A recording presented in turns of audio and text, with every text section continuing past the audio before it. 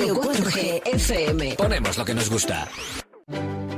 La escóbula de la brújula. Dirige Jesús Callejo. Presenta David Sentinella.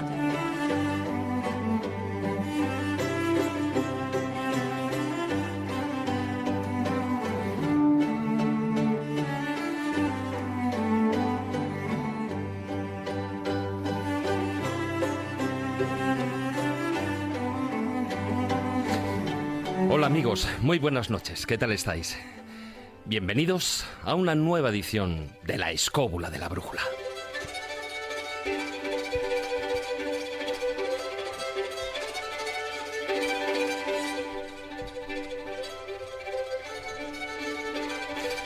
Decía Hermann Hesse, uno de mis escritores favoritos, que la mitad del romanticismo del viaje no es otra cosa que una espera de la aventura.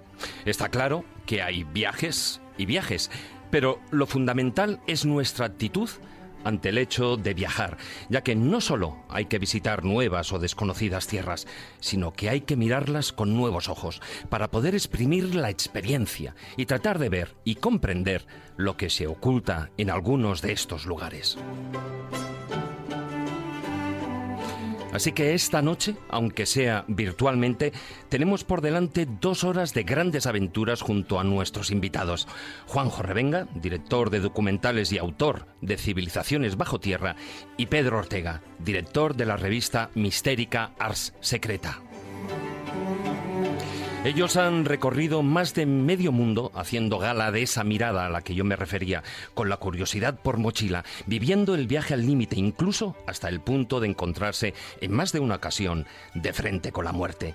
Desde la Antártida hasta las construcciones megalíticas de Malta, pasando por los misterios de la isla de Pascua, la selva ecuatoriana, ciudades subterráneas o mansiones malditas. De todo habrá, os lo puedo asegurar. Además, y al hilo de los recientes hallazgos de los restos de un antiguo continente bajo la isla Mauricio en el Océano Índico, en la sección Ciencia con Conciencia, Carmen Fernández profundizará, y nunca mejor dicho, en las razones geológicas por las que continentes enteros pueden desaparecer.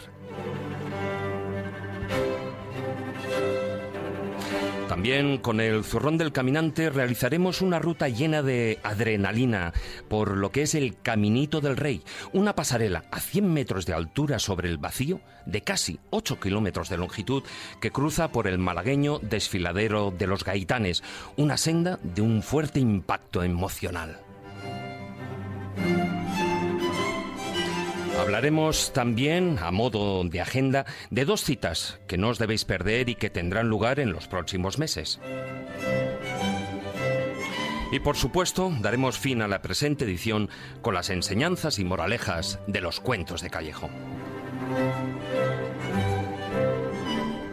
Como siempre, y antes de entrar en materia, recordaros que podéis mandar vuestros comentarios durante el programa, bien a través de WhatsApp al número de Radio 4G 636-689-184, os lo repito, 636-689-184. Acordaos, como digo siempre, de poner vuestro nombre en el mensaje, o si preferís también lo podéis hacer vía Twitter a través de nuestro perfil @escobuleros o bien en nuestra página oficial de Facebook, La Escóbula de la Brújula.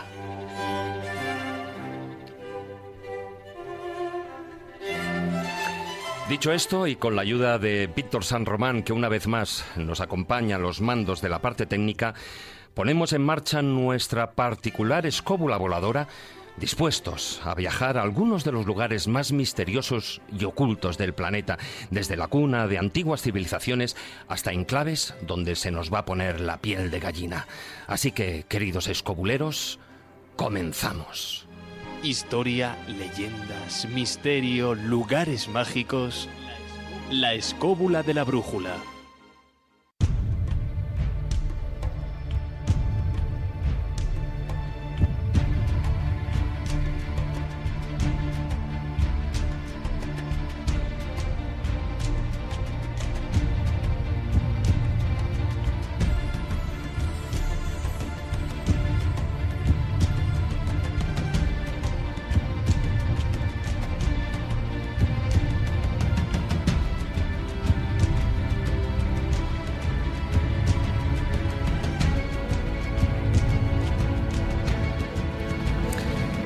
noches, don Jesús Callejo. ¿Qué tal, David? ¿Qué tal, compañeros? Muy buenas noches. Muy bunas noches. Bueno, buenas noches es un decir, ¿no? Porque ¿Qué noche la de aquel día? No lo sé, pero la que está cayendo aquí en Madrid es de cuidado. Que se note que estamos en invierno. Bueno, hay viajes, como decía, hay viajes y viajes. Y los de esta noche, la verdad es que van a ser, como ponemos en el título del programa, ¿no? Viajes con adrenalina. Porque con la adrenalina, con Puri y con Conchi, con las tres. Sí. Muy bueno. Ya empezamos con los chistes malos, Jesús. A ver, volvemos a empezar. Muy buenas noches, Jesús. Muy buenas noches, David. ¿Qué tal, compañeros? Bueno, la verdad es que, como decía... Cuidado, que hay gente que no sabe lo que es adrenalina, por esto.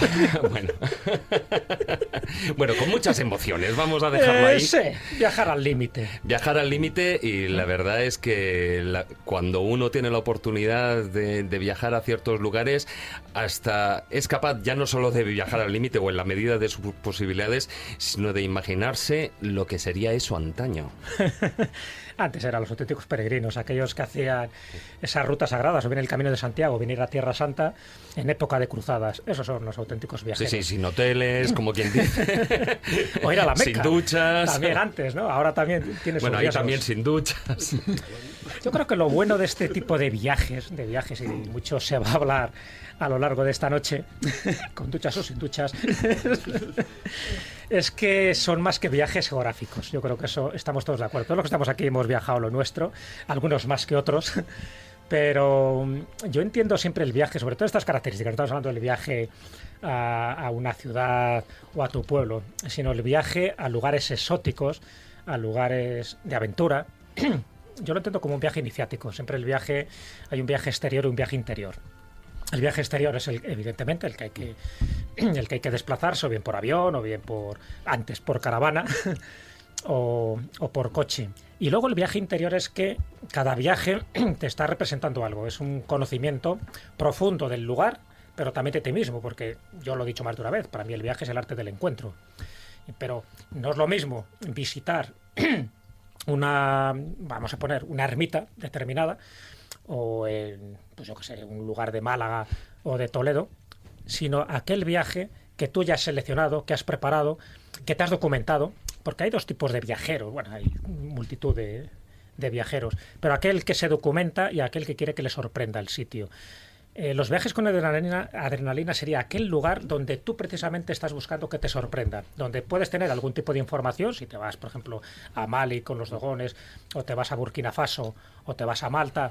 Es decir, tienes una pequeña documentación, pero luego quieres que te sorprendan, quieres encontrarte con la vida. Es que lo cortés no quita lo valiente, claro. Está claro, tú puedes ir documentado y sorprenderte, vamos, de lo más grande. A mí me pasa, yo soy de los que me documento, pero también siempre dejo ese margen.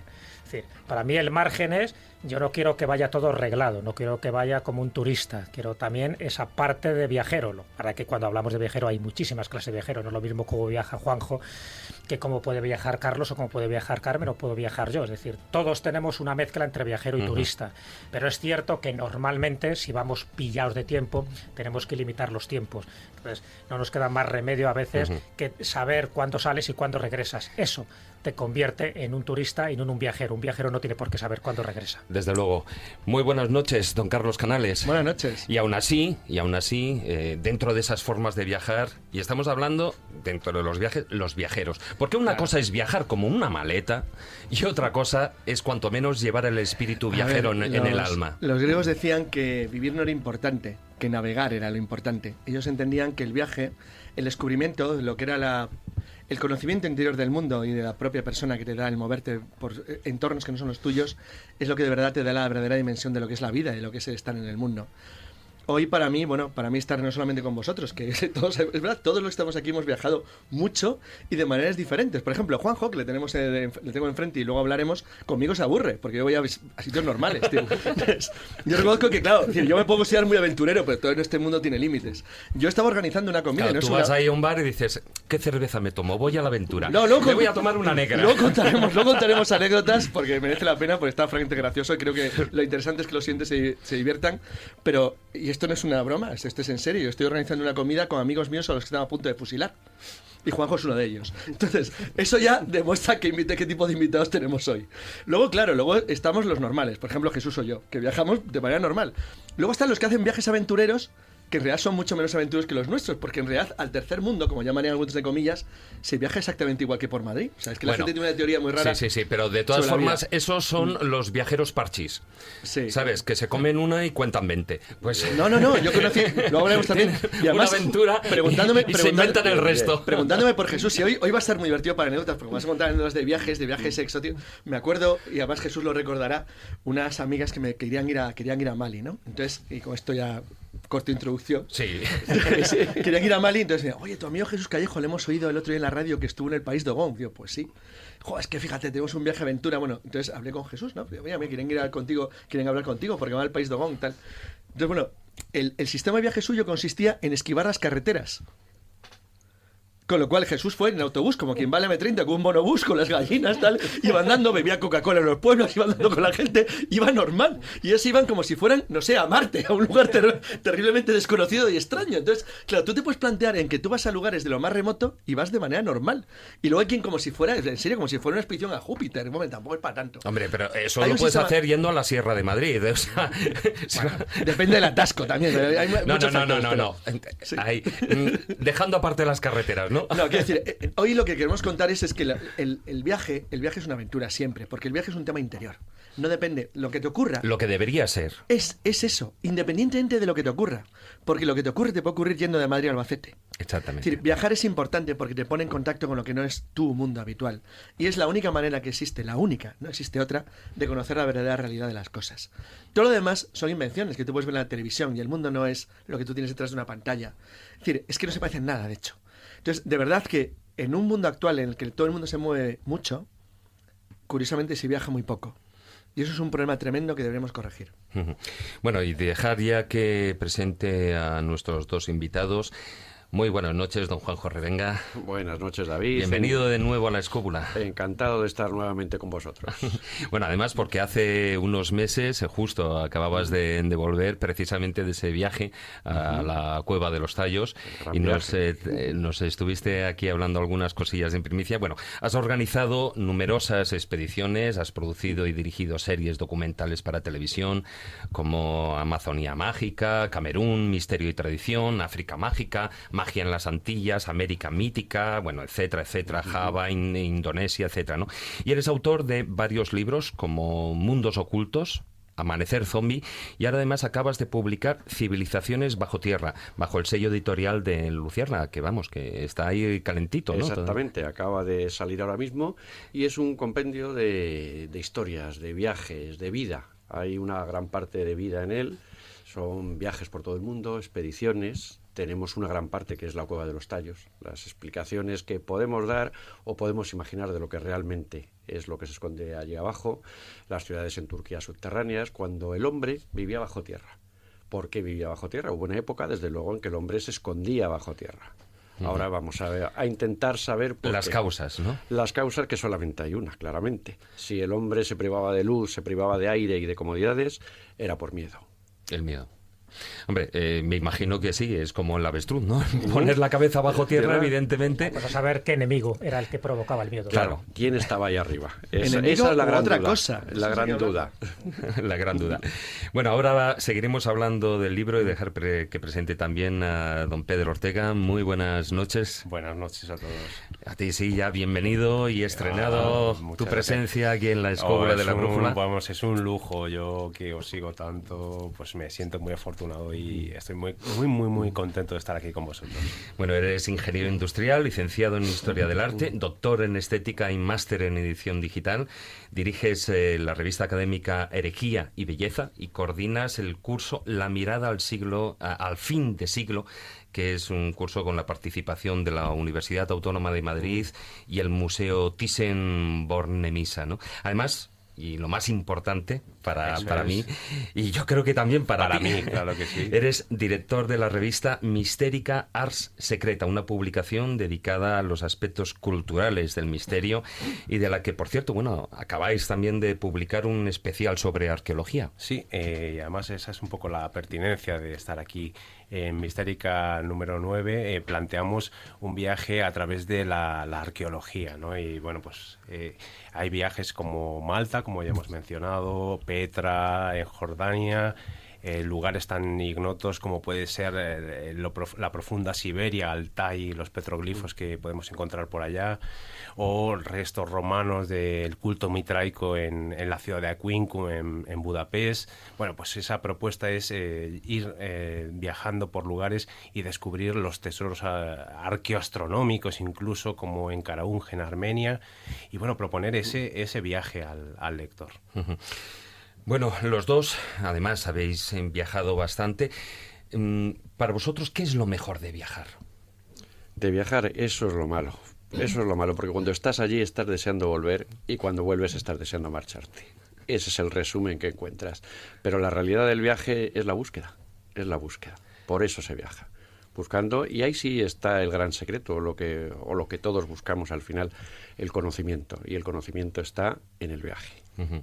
O sea, es esa búsqueda personal independientemente de lo que uno se pueda encontrar por el camino, ¿no? Hay que ir abierto, sobre todo se viaja, hombre, tú muchas veces hablas con gente, le dices, no, Brasil, tal, y dices, no, para ir a ver miseria, no señores, hay que ir abierto de mente, hay muchas cosas buenas que nos perdemos precisamente por eso, por ir solamente pensando que para ver eso es otro mundo, otra gente, otra cultura, que ya solamente eso merece la pena. Claro, además, Pedro, también mirarlo o ver esas cosas que te vas encontrando en el viaje, como yo decía al principio, con otros ojos. Ojos alejados, muy alejados incluso de nuestra realidad, de nuestra sociedad. Pues sí, yo la verdad es que yo además soy buscador de tesoros iconográficos. La iconografía es lo que me apasiona y busco representaciones raras o que nos puedan resultar chocantes. Y es curioso cómo yendo a lugares que no te lo esperas, de pronto te encuentras hallazgos increíbles. Uh-huh. Eso pasa y pasa en nuestra geografía también, ¿no? Pero es increíble, por ejemplo, llegar a Bulgaria y toparte. Yo soy un fan del culto mitraico, como comentaba antes, toparte con una estatua de Mitra en un lugar que ni siquiera lo sospechabas, ¿no? Entonces, quizá como contrapartida a lo que dice Juanjo, para mí el viaje también es el encuentro, ¿no? No solo la búsqueda, sino aquello que no esperabas y de pronto te has topado con ello. Uh-huh. Y luego también, bueno, ambos publicáis, evidentemente, bajo Juanjo, llevas tiempo, muchísimos años publicando, pero de otra manera, de una manera audiovisual, reflejando esos viajes en todos los documentales y reportajes. Y tú, por supuesto, Pedro, en lo que son en los reportajes y en esa búsqueda personal de esa iconografía a la que mencionabas. Pero dentro de esos viajes a los que la multitud de viajes que habéis realizado, ¿no volveríais a alguno de los lugares que habéis ido? Siempre. Si la gente cuando dice, no, yo conozco algo, no quiero ir, no, contra más lo conoces, más quieres volver. Siempre, cuando conoces algo se te abren puertas. Se te abren más puertas aún que las que tenías en el primer viaje, con lo cual hay que repetir, hay que volver y nunca te cansas de llegar a los sitios. Cuando viajas a África es lo más complicado porque siempre terminas diciendo lo mismo. Aquí no me vuelven a ver por los problemas, sobre todo los problemas. Allí tienes problemas desde el ministro hasta el último policía de carretera. En sitios remotos de África tienes problemas siempre. Y en cuanto sale dices, no vuelvo aquí en la vida. Y es lo mismo, a los 10 minutos de salir de allí ya estás pensando en el nuevo viaje, la nueva expedición al centro de África o a los sitios más complicados. Uh-huh. Yo estoy de acuerdo también, pero lo que pasa es que como son tan fantásticos los lugares y cuando coges una bola del mundo y la haces girar, y dices, jolín, ¿y cuánto camino me queda todavía por recorrer, ¿no? Entonces, yo he repetido algunos viajes, pero sí que es verdad que el nuevo viaje es una nueva visión, porque quizá al que repites llevas quizá un prejuicio o ya sabes un poco por dónde van los tiros, aunque siempre hay cosas lógicamente por descubrir. Por ejemplo, la ciudad eterna, Roma, es una ciudad que no me cansaré de ir nunca jamás, porque es... Hay muchos sitios mitraicos, te lo habrás pasado. Es que eso estaba pensando, es que hay que reconocer para los oyentes que nos siguen y para los no oyentes nos quiero ni contar, porque nos quieren ser gente culta, ya sabia, ilustrada. que un tipo diga que va buscando misterios mitraicos por el mundo, ya como poco queda un poco raro. De hecho, la portada de Mistérica Secreta que aparece Mitra. Qué casualidad. Pues no es de los más exóticos. No, sí, estoy convencido, pero reconoce que eso es una cosa digna de nuestro programa porque es una minoría notable. Es decir, la gente habitualmente nos dice, ¿dónde? ¿A qué has ido a Bulgaria? Va, buscaba rastros de Mitra. Pedro es mitraico y de Carabanchel. Bueno, esa también es otra parte. Aparte del tema mitraico, también es enfrentarse... No, en serio. También es enfrentarse a ese nuevo modo de ver la vida, nuevo para nosotros, ¿no? Pero una manera desconocida... En el sentido Ramoncín de la vida está más allá de la M30, lo has clavado, tío. Madre mía, qué noche me espera hoy. Qué noche me espera hoy. Esa es la aventura total. Pero sí que hay otras idiosincrasias, nuevas creencias, religiones que no tienen por qué ni invalidar la nuestra, ni la nuestra, por supuesto, invalidar la suya. Son otros puntos de vista. Hay que dejarlos. Lo que no se puede llegar a los sitios a intentar. Hay que cambiarles su forma de vivir, su cultura.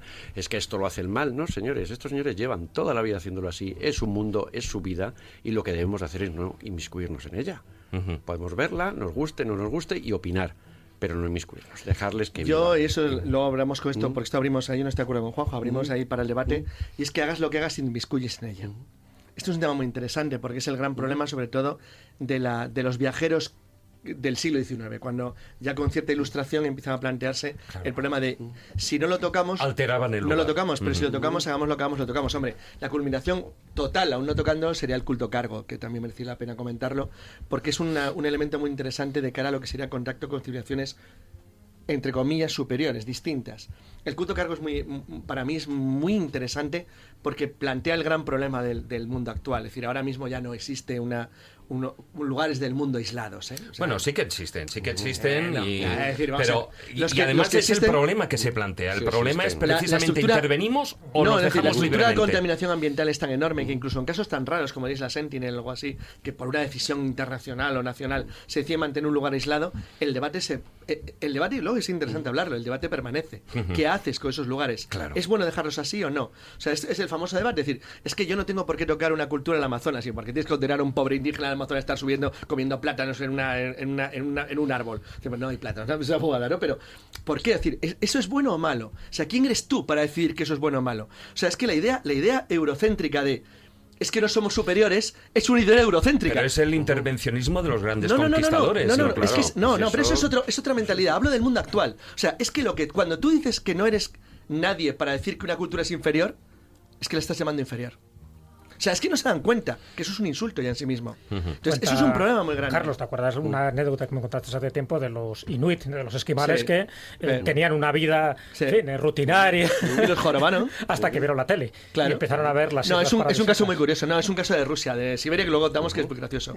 Para acabar, un detalle sobre el punto de vista, sobre que Juanjo lo va a entender a la perfección y los otros dos viajeros también. Richard Barton, no el actor Richard Barton, el gran explorador de África. Bueno, ahora ya da igual, nadie sabe que tradujo Las Mil y una Noches. Ya nadie sabe quién es Richard Barton, el actor tampoco, o sea, con lo cual puede ser muy antiguo ya. O sea, que somos muy viejos. Las montañas de la luna, el autor. ¿Qué libro? ¿Y qué película? Sobre todo el libro. Richard Barton, cuando volvió de uno de sus viajes, Richard Barton, el aventurero romántico por excelencia, un tío cacha, guapote, ligón, brutal, o sea, brutal. Cuando llegaba a Inglaterra, las tías ahí, hechas polvo al lado suyo. Entonces dicen que en una recepción, acaba de llegar de África, estaban todas ahí arremolinadas a su lado, entonces una se le acercó y le dijo: Sir Richard, de verdad, debe ser emocionantísimo ver como una gran bestia se acerca a uno, usted apunta, dispara, el monstruo cae rendido, destrozado a sus pies. Dice, pues no señora, eso no es emocionante. Dice, ¿no? Dice, no, lo emocionante es cuando uno ve que ha fallado el tiro. Desde luego. También hay cazadores aquí de jabalíes que les ha pasado. Ahí sí que hay adrenalina. Ahí sí que la hay. Bueno, dejamos esta introducción aquí y vamos con las secciones.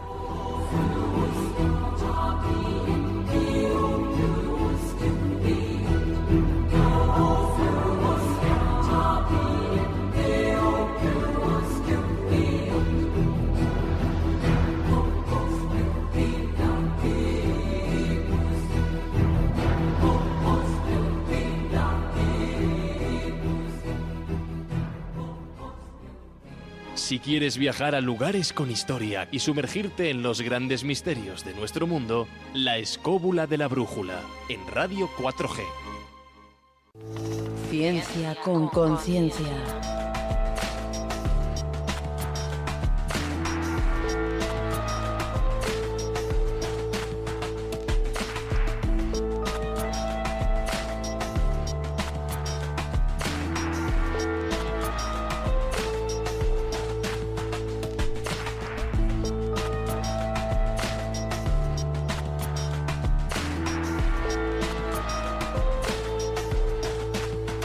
Las 10:25 de la noche, el momento de hablar al hilo de esos viajes y expediciones en busca de esas civilizaciones perdidas.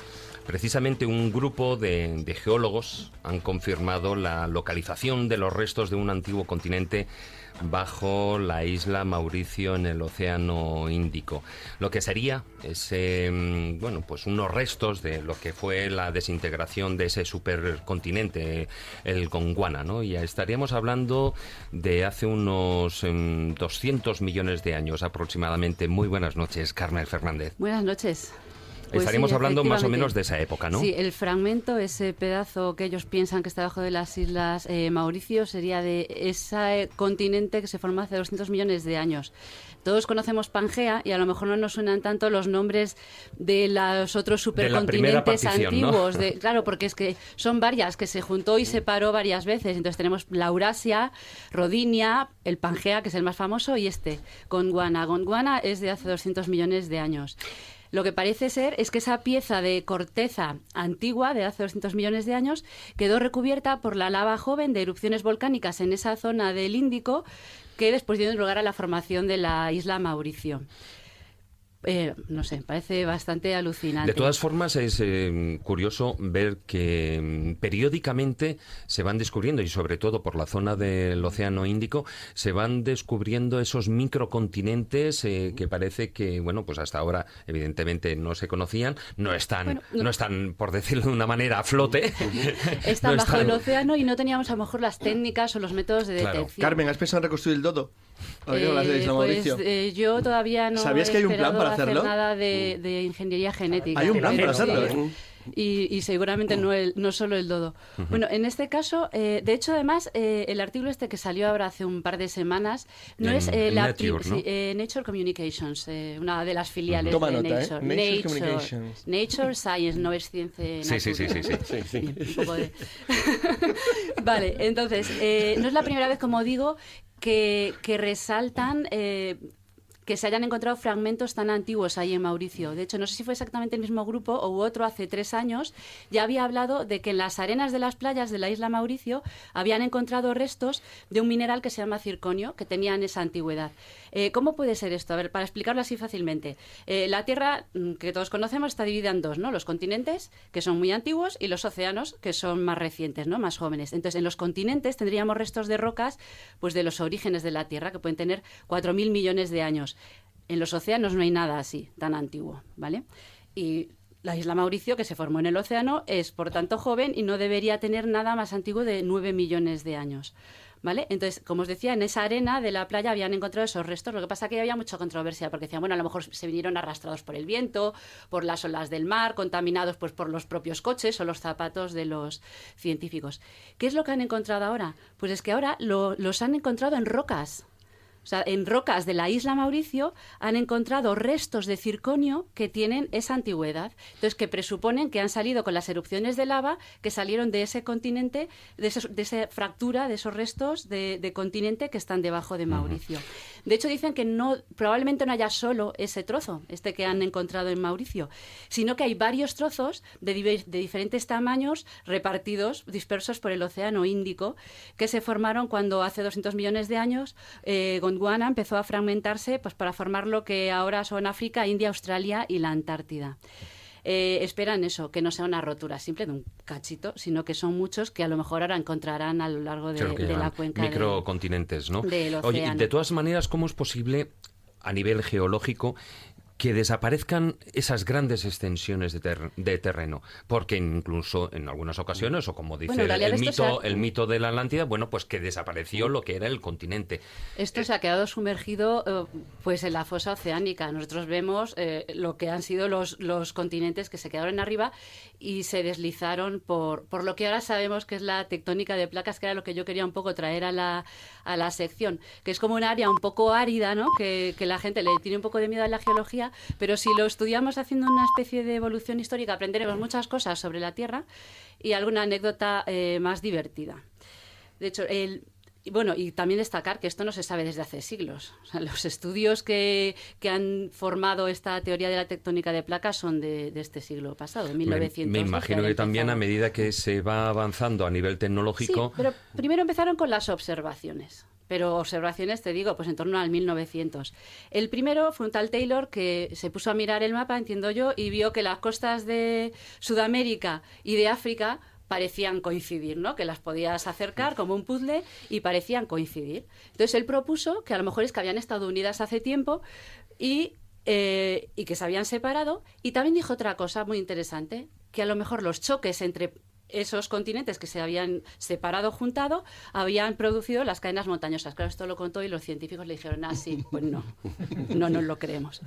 Tuvo que llegar... Le quitaron el título. Sí, no. Tuvo que llegar, y encima aquí yo creo que le dijeron que no también, pero por un poquito de intrusismo laboral, porque llegó un meteorólogo alemán en 1912, Wegener se llamaba, y entonces retomó esta idea. Sí, retomó esta idea. Ha corregido, Wegener.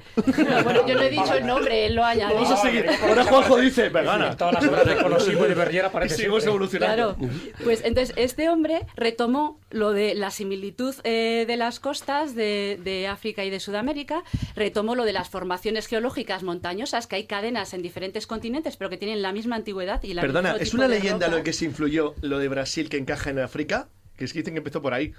Bueno, no, eso, si pones Pangea y Sí, si claro. sacas las fotos del ¿Qué se le mapa, ocurrió? Que dices, esto encaja Claro, perfectamente. sí, no, es de ahí, de Taylor Sí, sí. y de él. Pero no solo eso, porque él también proponía, era el meteorólogo, digo, entonces empezó a buscar pruebas paleoclimáticas. Entonces hay rocas sedimentarias que te sirven como indicadores de los climas, de si hubo alguna glaciación, por ejemplo. Entonces él se puso a estudiarlas, a dibujarlas en un mapa, y solo entendía que las distribuciones se hubieran producido así si los continentes hubieran estado anteriormente en otra posición diferente a la que conocemos ahora.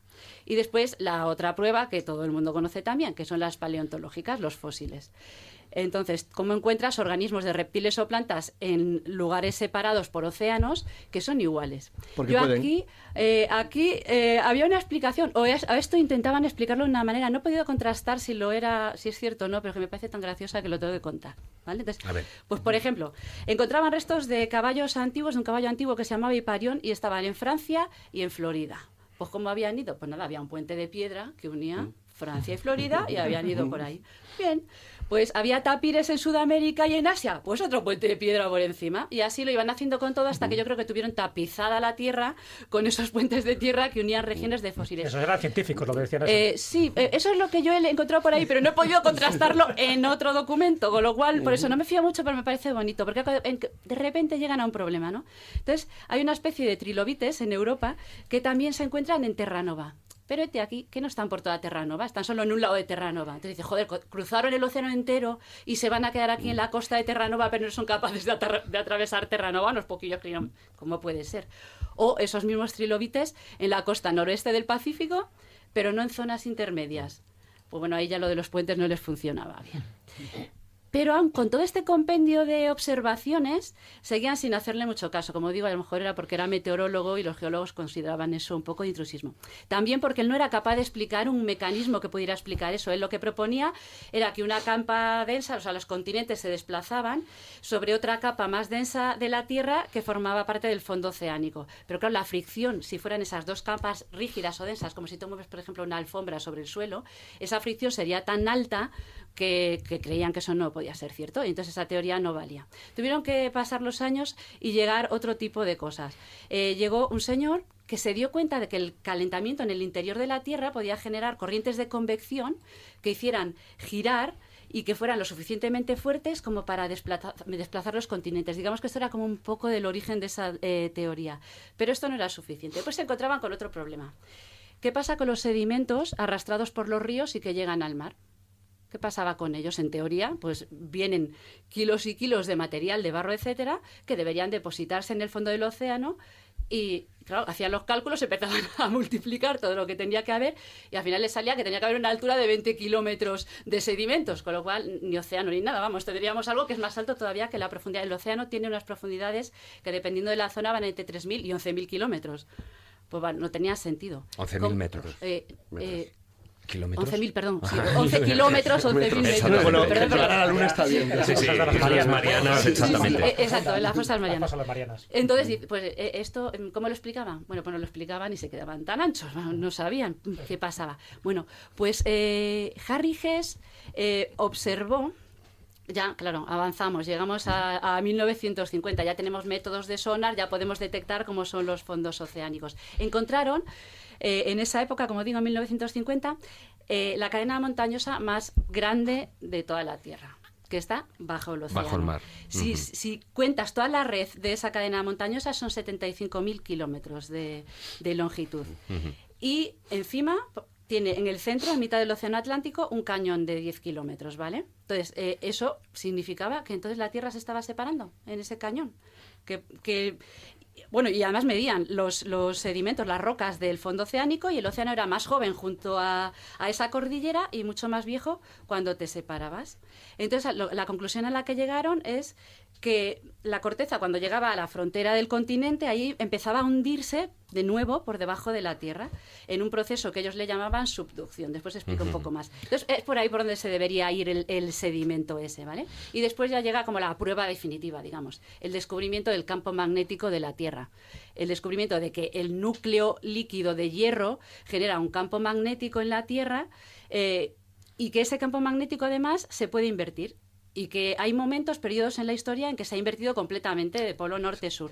¿Eso cómo lo podemos medir? Bueno, pues hay rocas que tienen componentes de hierro, tienen granos de hierro, que se alinean con la dirección del campo magnético que hubiera en el momento en que esas rocas se formaron. Entonces queda un registro, digamos, geológico que nos habla de cómo se orientaban. Valiéndose de esos estudios, de ver la antigüedad y la distribución de esas rocas magnéticas en los lechos marinos, es como llegaron a la conclusión de que realmente tenía que existir esto de la tectónica de placas. Que tenemos, pues, una serie de placas bastante grandes, muy grandes, como 8 a 12, 20 más pequeñas, que se están moviendo continuamente. Y algunas dan muchos problemas con fallas como la de San Andrés, porque ¿no? es donde chocan. Hay algunas que están inactivas, que no se mueven, esas más grandes. Las pequeñas se pueden mover mucho. Bueno, ¿cuántos se mueven? ¿Sabéis cuántos se mueven? Poco. Unas respecto a otras. Bueno, pues me hace gracia también la comparativa. 2,5 centímetros al año se mueve. Eso es mucho, ¿vale? ¿eh? Eso es la velocidad a la que te crecen las uñas de las manos. Multiplica la vida de una persona. Imagínate que vivimos 80 años. Son 2 metros. Si no nos cortamos las uñas, en toda nuestra vida tenemos 2 metros de uñas. Y esos 2 metros es lo que se desplazaría en los continentes en un siglo. De todas formas, tampoco sí, es tampoco, ¿eh? Existe, 2 metros en un siglo. Existe la es hipótesis mucho. de que la Tierra se va agrandando. Bueno, por un lado bueno, Sí, por una Claro, no, a ver, una es cosa es exactamente pero las en placas. realidad no es así, Sí. porque es esa corriente de subducción que te digo Exactamente. yo. Que ¿Vale? por una se esconden y por un otro lado lado se salen. esconde y por otro sale. Imagínatelo como una cinta mecánica.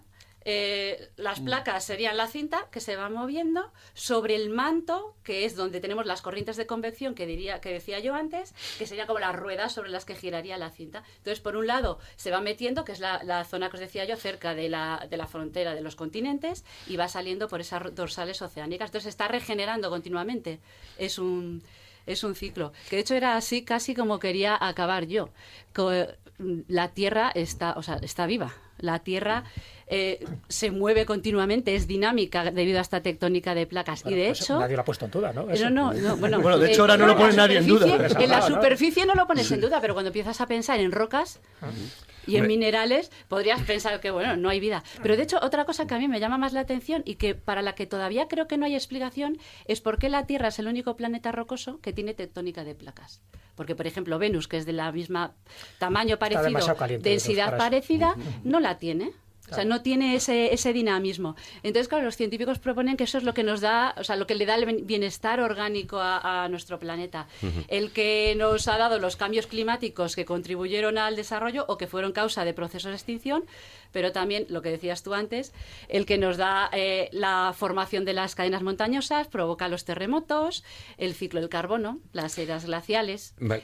Pero con lo cual volcanes, siempre estaríamos etcétera, hablando de etcétera. cuando desaparece, por ejemplo, como es en el mito de la Atlántida, cuando desaparece una civilización o un microcontinente, siempre, o bueno, salvo que sea por una cuestión supuestamente tecnológica, siempre va a ser consecuencia de esa tectónica, de un cataclismo geológico, o universal, digamos. pero por gran lógica geológica, Debería ¿no? ser de este Aún tipo. así, la observación de David es interesante porque lo que dice es, en cualquier caso, el efecto es un efecto geológico.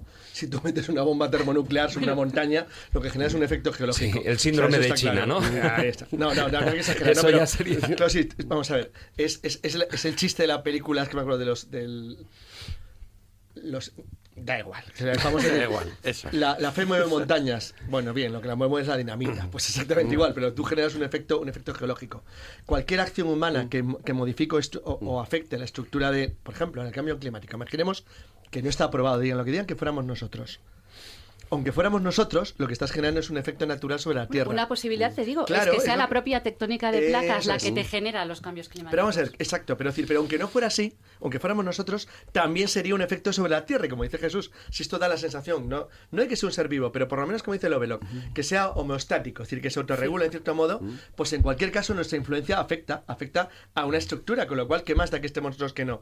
Afecta a la estructura. No, está claro, hace 12.000 años y 5.000 años que hubo cambios climáticos de este tipo, de esta envergadura, no tuvo nada que ver el hombre, tuvo que ver posiblemente no solo la propia geología terrestre, no solo las placas tectónicas, sino también posiblemente por dónde circula Pero la fijaros Tierra. que La ahora Tierra se sabe, está moviendo y eso continuamente. Carmen lo sabe muy bien, lo que se conoce gracias a, por ejemplo, a los mamuts congelados de Siberia, la rapidez con la que se produjo la congelación.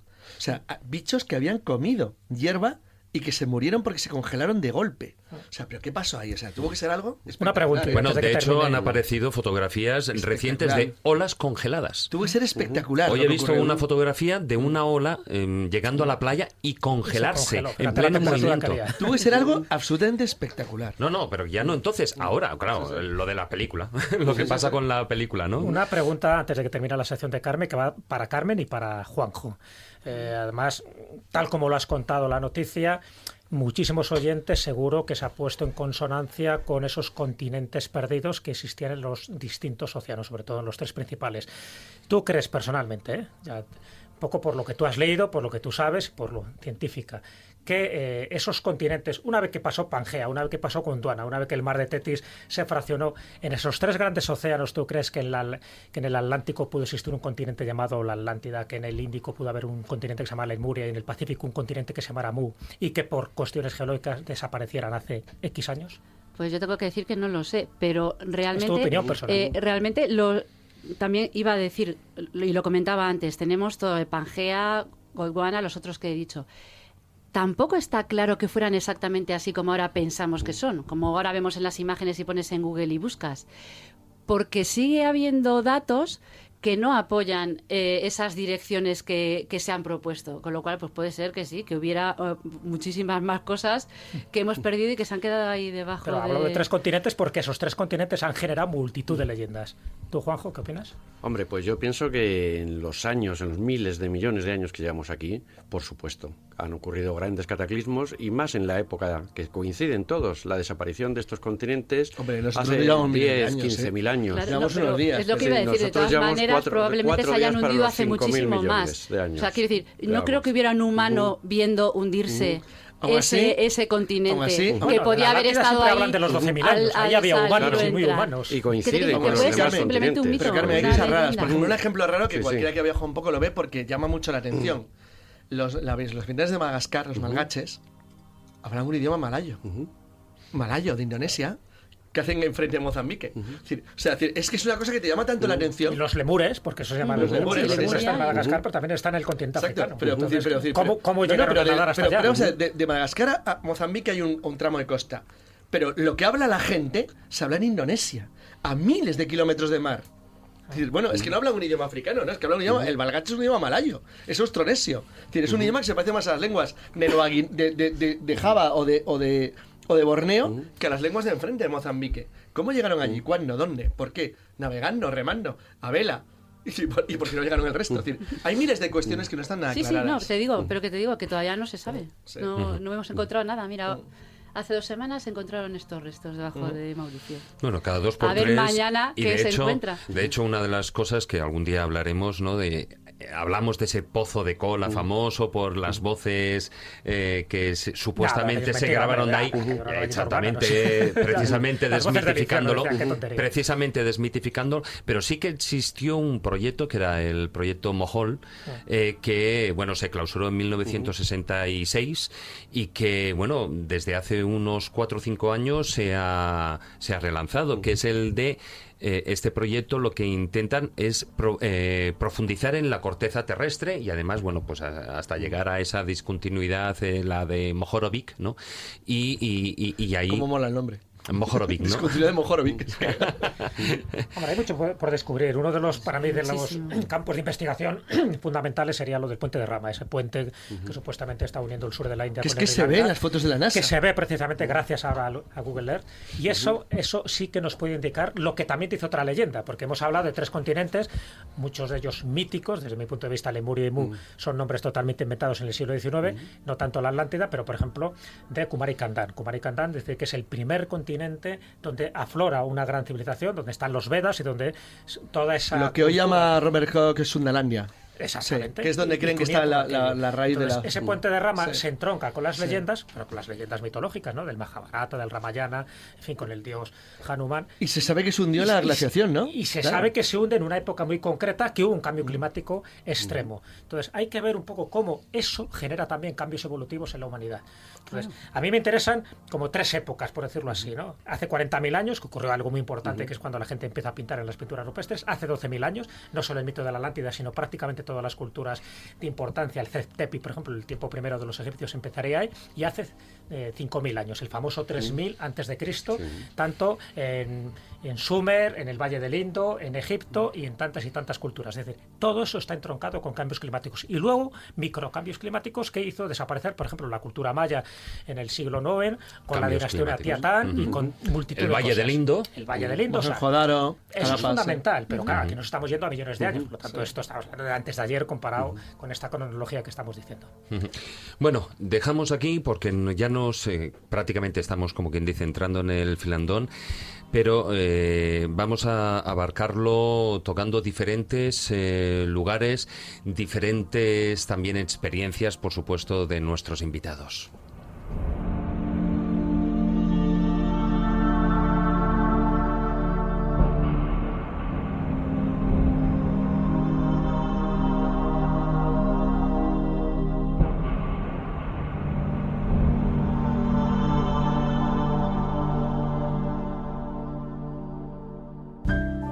La escóbula de la brújula. Dirige Jesús Callejo. Presenta David Sentinella.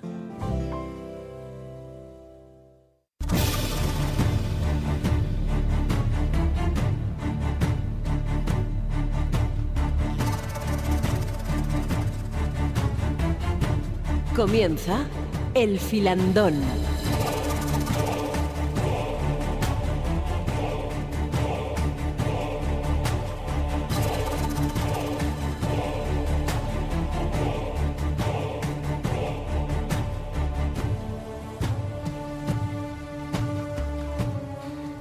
Apenas faltan unos 12-13 minutos para las 11 de la noche. Empezamos este filandón. Hasta ahora hemos estado hablando de esas de viajes a lugares, o digamos a civilización, en busca de esas civilizaciones, pero también hay esos viajes en busca del misterio, en busca de conocer, de tener esa experiencia adrenalínica, ¿no? Con emociones fuertes. Y uno de esos viajes, Pedro, es a una, como decíamos, a una casa maldita, ¿no? Una mansión maldita que está, si no me equivoco, en Estados Unidos. No, en Escocia. En Escocia, es cierto, claro, en la Boleskine House. Bueno, esto... Bueno, hay que contar una historia. Pero cuéntalo todo. Claro, Lo cuento todo. Todo. Fue un... En 30 segundos, pero todo. Ha sido un viaje de varios miembros del equipo de Mistérica a Escocia buscando sus misterios. Y antes de entrar en Boleskine House voy a hablar de dos polos opuestos que me encontré allí. El polo positivo sería la capilla de Roslin y el polo negativo, Boleskine House. En Roslin yo no me considero una persona especialmente sensible o sensitiva, pero os puedo asegurar que fue llegar allí y tener un subidón. Los vellos se me pusieron totalmente de punta en un sentido totalmente positivo, y lo que descubrí dentro, pues totalmente increíble. Todo lo contrario sucedió cuando llegamos a Boleskine House. Boleskine House, para que os hagáis una idea, está muy cerca del lago Ness, casi a las orillas, en un pueblecito que se llama Foyers. Entonces, bueno, ya como los instrumentos, los GPS ya te llevan, pues logramos ubicar dónde estaba la mansión Boleskine House, famosa por haber sido habitada por el gran mago Aleister Crowley. El caso es que, bueno, pues aparcamos allí, pues cerca de las coordenadas que nos indicaba el GPS, y lo primero que descubrimos, pues fue un cementerio, que es el cementerio de Boleskine. Y bueno, lo primero que vimos, bueno, pues un recorrido pues es un cementerio del siglo XIX aproximadamente, algunas tumbas un poco más antiguas, y el apellido Fraser por todas partes. Estábamos hablando de que allí había vivido de una manera endogámica la familia Fraser, que ahora contaremos un poco la historia también. En ese cementerio además había una caseta, la caseta del enterrador, la cual estaba cerrada, pero tenía una pequeña ventanita abierta que, escalando un poco, te podías asomar a ver qué había en su interior.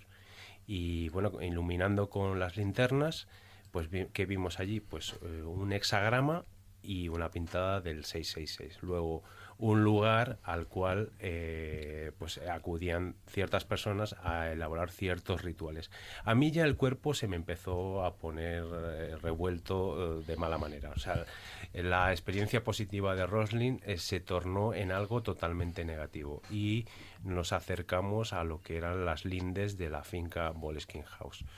Bueno, Boleskine House había estado habitada por... Bueno, ahora contaremos un poco la historia, pero la última familia en habitarlo eran unos holandeses, y justo en diciembre de 2015 la casa había ardido por un fuego en la cocina, con lo cual era factible poderla visitar y descubrir los restos que habían quedado de la casa. Entonces, bueno, yo no tuve cuerpo para entrar, pero sí que adquirimos una serie de documentación de lo que en la mansión había. Si nos remontamos atrás en el tiempo, ese lugar parece estar maldito ya desde sus anales. En el siglo X parece ser que había allí una iglesia, y que fatídicamente un día, un domingo, ardió con todos los feligreses y con el sacerdote. Así que ya estaba ahí Empezamos mal. Ahí ya estaba sembrándose el tema maldito del lugar. Luego llega, ya tenemos que hablar del siglo XVIII, cuando llega el primer Fraser allí, que construye una casa de campo para la caza. Pues para cazar allí, pero luego termina asentándose toda la familia. Y el caso es que ya hay hechos truculentos. Parece ser que hay un extraño suicidio de un miembro del clan Fraser, y bueno, pues lo dejan un poco abandonado.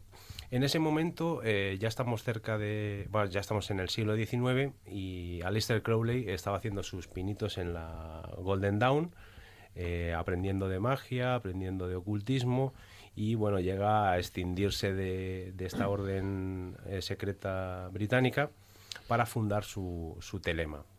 El caso es que Crowley va a buscar un lugar óptimo para desarrollar su magia, y parece ser que llega a Foyers, se encuentra esta mansión con estos antecedentes que hemos contado, y pese a la reticencia de la familia Fraser logra hacerse con la casa. Allí se cuenta que invocó a la magia de Abramelin, y parece ser, según dicen todos, tuvo éxito. El caso es que, por lo que dicen, convocó allí a toda una serie de demonios, pero que no pudo controlar. Y entonces surgió el pánico en la ciudad en el pueblecito de Foyers, hubo una serie de desgracias y bueno, prácticamente le marginaron de allí y él, bueno, ya se marchó por otras luces. De todas formas, ahí donde iba le echaban. Sí. Porque Falú en Sicilia también le pasó lo mismo. El caso es que, bueno, hay una anécdota muy graciosa y dicen que se achaca incluso la aparición del monstruo del lago Ness a los conjuros de Crowley. Esto no es muy creíble, pero es una anécdota muy graciosa. Fue el que le infló. El que le infló. O sea, que había un monstruo y una bestia, ¿no? Que la llamaba la bestia 666. Fue el que infló el muñeco. Qué puerto. El caso es que, bueno, Crowley no se quería deshacer de la mansión, pero como tenía problemas económicos, su gestor, pues un poco sin su permiso y a regañadientes, vende la mansión en 1917. Y bueno, Crowley se enfadó un poco. Pero bueno, ahí empieza otra deriva, bueno, cambia de manos, hay también desgracias, otro suicidio, hasta que Jimmy Page de Led Zeppelin, famoso seguidor de Aleister Crowley, va a comprar la mansión y va a pasar allí una temporada que va a venir ligada de una serie de elementos malditos que ocurrirían al grupo Led Zeppelin. Uh-huh. Y después de ahí, bueno, pues se vendió la casa en los años 70 y han venido pues ya estas familias. Bueno, se convirtió primero en bed and breakfast la mansión, y luego finalmente esta familia holandesa que terminó, como contábamos, con ese accidente de incendio que ha propiciado que la casa esté ahora abandonada. Uh-huh. Nos preguntan precisamente por WhatsApp, porque has estado hablando de esta casa, digamos, maldita de Coniston House, pero antes también has mencionado que tuviste en ese viaje pues una parte de buen rollo y otra parte de mal rollo, ¿no? La parte de buen rollo era la capilla Roslin. Sí. ¿Qué sentiste? Nos preguntan. Bueno, pues vamos a ver, es yo he tenido solamente una sensación parecida y aquí en España. Y ha sido en una gruta que estoy seguro de que todos conocéis, cerca de la capilla de San Bartolomé en el cañón del río Lobos. Uh-huh. Allí hay una pequeña gruta, Juan Ignacio la conoce, vamos, Sí, Juan Ignacio. Cueva Grande. Muy buenas noches, Juan Ignacio Maese, que acaba de llegar de dar una charla y no ha podido venir antes al programa en el saludo inicial. Pues entrar en esa cueva del cañón del río Lobos, que era como entrar en el útero materno, ¿no? La vuelta al origen, pues es una sensación parecida a la que tuve en Roslin. Y el caso es que Roslin es una auténtica maravilla, porque está absolutamente diseñada y programada en un estilo gótico, pero con una serie de elementos escultóricos totalmente increíbles. De hecho, la capilla Roslin fue fundada por la familia Sinclair. Y bueno, que es una familia, bueno, voy a contar una anécdota porque es muy curioso. Es una familia de origen normando y más allá vikingo. El rey Rollo, los duques de Normandía. Sí, que además, bueno, para los seguidores de la serie Vikingos aparece en la serie, bueno, un poco desvirtuado históricamente. No, muy desvirtuado. Muy desvirtuado. Claro. Pero sí que es verdad que fue duque de Rouen y pues ese origen vikingo nos lleva a hablar de un antepasado de este fundador de la capilla Roslin, que nos habla de un posible viaje a Norteamérica que quizá conociera por los anales vikingos. De los hermanos Zeno. Sí, pero el de los hermanos Zeno está totalmente, para mí, es mi opinión, totalmente desvirtuado, no tiene ya ninguna base. Otra cosa es que la historia de Roslin, que para mí tiene muy poca base, no deja de ser una cosa interesante y curiosa. Lo dejo en curiosa. No, a mí yo no lo reconozco, y podemos hacer un debate si quieres, sería muy largo para el tema de hoy. No. Pero ahora sería para otro tema, pero no, a mí Roslin no me acaba de convencer mucho. Otra cosa es que toda la historia de los Sinclair y los señores de las horcadas normandos es fabulosa, es una cosa sí, ya lo genial. creo. Pero bueno, solo mencionar que hay una serie de leyendas. Yo lo que no estoy de acuerdo es con que Roslin tenga que ver con los templarios, ni mucho menos, y tampoco con el mundo de la masonería. Bueno, sí que es verdad que el último Sinclair que vive allí es masón, pero bueno, yo creo que el programa iconográfico de Roslin no tiene nada que ver ni con lo uno ni con lo otro. ¿Realmente hay mazorcas de maíz? Agave, sería agave y no lo es. Pero bueno, oye, por cierto, los Sinclair son unos gente de genio. Vosotros pues sois todos gente muy joven, menos Juan Ignacio y yo, pero realmente ¿os suena Spectrum? Sí. ¿Os suena Sinclair? Los Sinclair son unos tipos geniales, todos ellos, ¿eh? Los últimos también. Bueno, dejemos el tema informático por el Spectrum y Bueno, como No que son informáticos, mucho más. Los Sinclair son unos bueno, genios, ya, sí. pero también todos recordamos el Sinclair, el Claro, Spectrum, los Sinclair son etcétera, unos etcétera. genios, ¿eh? Bueno, todos los que tenemos más de 35 años. Familias de tíos geniales desde siempre. Cuidado, en James Bond había una organización que se llama Spectrum. Sí, pero ya, esa no iba por el... Era Spectra, tío. Spectra. Ya estamos cambiando el género. Bueno. Vaya día. Juanjo, dentro de lo que es el libro que acabas de publicar, Civilizaciones bajo la Tierra, tú haces un recorrido por lugares enigmáticos, continentes perdidos, por, evidentemente, ciudades que están bajo tierra, y todo ello, pues, con un hilo conductor que es esa búsqueda de de pueblos cuya inteligencia y cuya tecnología, pues, eran superiores a la época, o supuestamente a la época a la que supuestamente, pues, pertenecían, ¿no? De todos estos lugares que has visitado, en todos los viajes que, como yo decía además al principio, en alguno de ellos, buscando por ejemplo El Dorado, pues en más de una ocasión te has visto con un pie en el otro lado. Muy complicada con un pie la en el vuelta. otro lado. Sí. ¿Cuál para ti es ha sido el viaje más complicado de todos? Complicado, desde luego, la Cueva de los Tallos. Desde luego, con diferencias sobre los demás, el poder acceder, permisos, llegar, bajar, el más complicado con diferencia. Días de selva de ida, días de selva de vuelta. Ya no solo por el papeleo, por la burocracia. No, de esfuerzo físico y de riesgo, de decir, pues hay dos opciones, saltar al vacío con una cuerda llena de nudos vieja o darnos la vuelta, otros 5 días por el barro. No había opción B. En el año 2001 fue una expedición sueca, se asomaron al agujero, vieron las condiciones y se fueron. Después de andar 5 días, lo mismo, cruzando ríos, a caballo, en barro, y se dieron la vuelta. Vaya. De todas formas, está, si no me equivoco, es la selva ecuatoriana, ¿no? La selva ecuatoriana, exactamente, Está lo más profundo de la selva del Amazonas ecuatoriano. Claro, o sea, primero hay que llegar hasta allí. Hay que llegar hasta allí, es una zona que ha sido zona de la guerra de Perú con Ecuador, que está minada, además, está llena de minas, si te sales del camino puedes pisar una mina. Claro, cuando vas en el camino caballo, también. En el camino es lo único que han limpiado. Pero vas en el caballo, en la mula... Eso significa 2 metros. Claro, y la mula sí se sale, y el caballo se sale. Y dices, oiga, que se va el caballo. Dice, no hay problema, que ellos sí saben dónde están las minas. Ellos sí lo notan. Es como lo del tsunami, que no murió ningún animal. El de Tailandia, pues lo mismo. Es eso, ¿no? Ellos saben, tienen ese instinto. A ti me encomiendo y sigue el camino, ¿no? Por la noche en la mula, a la vuelta en la mula, era de noche cerrada, no se veía absolutamente nada y la mula iba caminando. Claro, yo no encendía la linterna, y enciendes la linterna, la mula se deslumbra, te tira y caemos los dos. Había veces que la mula se paraba y no andaba. Digo, está la mula cansada o es que hay un precipicio. Si la reas, puedes caer para adelante. Vamos a dejarla a su libre albedrío. Su libre albedrío, cuando la mula quiera que arranque. No como la inteligencia de la mula. Tómatelo con calma, Claro, empezaba a andar y te das cuenta que es que había un río delante. Por eso había parado antes de cruzar el río, cosa que tú no veías y ella la había visto por la noche, claro. Son bastante más listos que nosotros y tienen una vista mucho más aguda, desde luego. Hombre, cuanto menos sí que tienen una percepción que el ser humano la ha perdido. Hemos perdido al vivir en una sociedad sí. como la nuestra y esta triste civilización que nos ha hecho perder muchas cosas y muchos valores. Bueno, y siguiendo con ese viaje a la Cueva de Tallos, cuando hablabas de esa cuerda anudada, esa cuerda vieja, tú pasaste al otro lado, llegaste a la zona donde llegaste, porque en principio la Cueva de los Tallos no se sabe realmente ni cuál es su longitud. Sí, la longitud está hecha por georradar y tiene unos 17 kilómetros más o menos. Se habían explorado 4,5 kilómetros. Nosotros andando entre el guía, que se perdió, era la segunda vez que bajaba, y lo que medimos allá abajo, andamos más de 11 kilómetros en día y medio por abajo. Y las grandes partes o los grandes pasos de la Cueva de los Tallos están voladas. Cuando llegas, hay partes que llegas y es que se han volado con explosivos.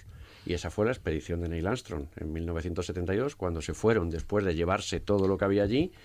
Me contaban indígenas que eran niños entonces, pero que estaban allí en el 72, oyeron grandes explosiones y al bajar habían volado las grandes galerías, las entradas a las galerías las habían volado para que nadie más volviera a ver lo que allí se oculta, ningún ojo más.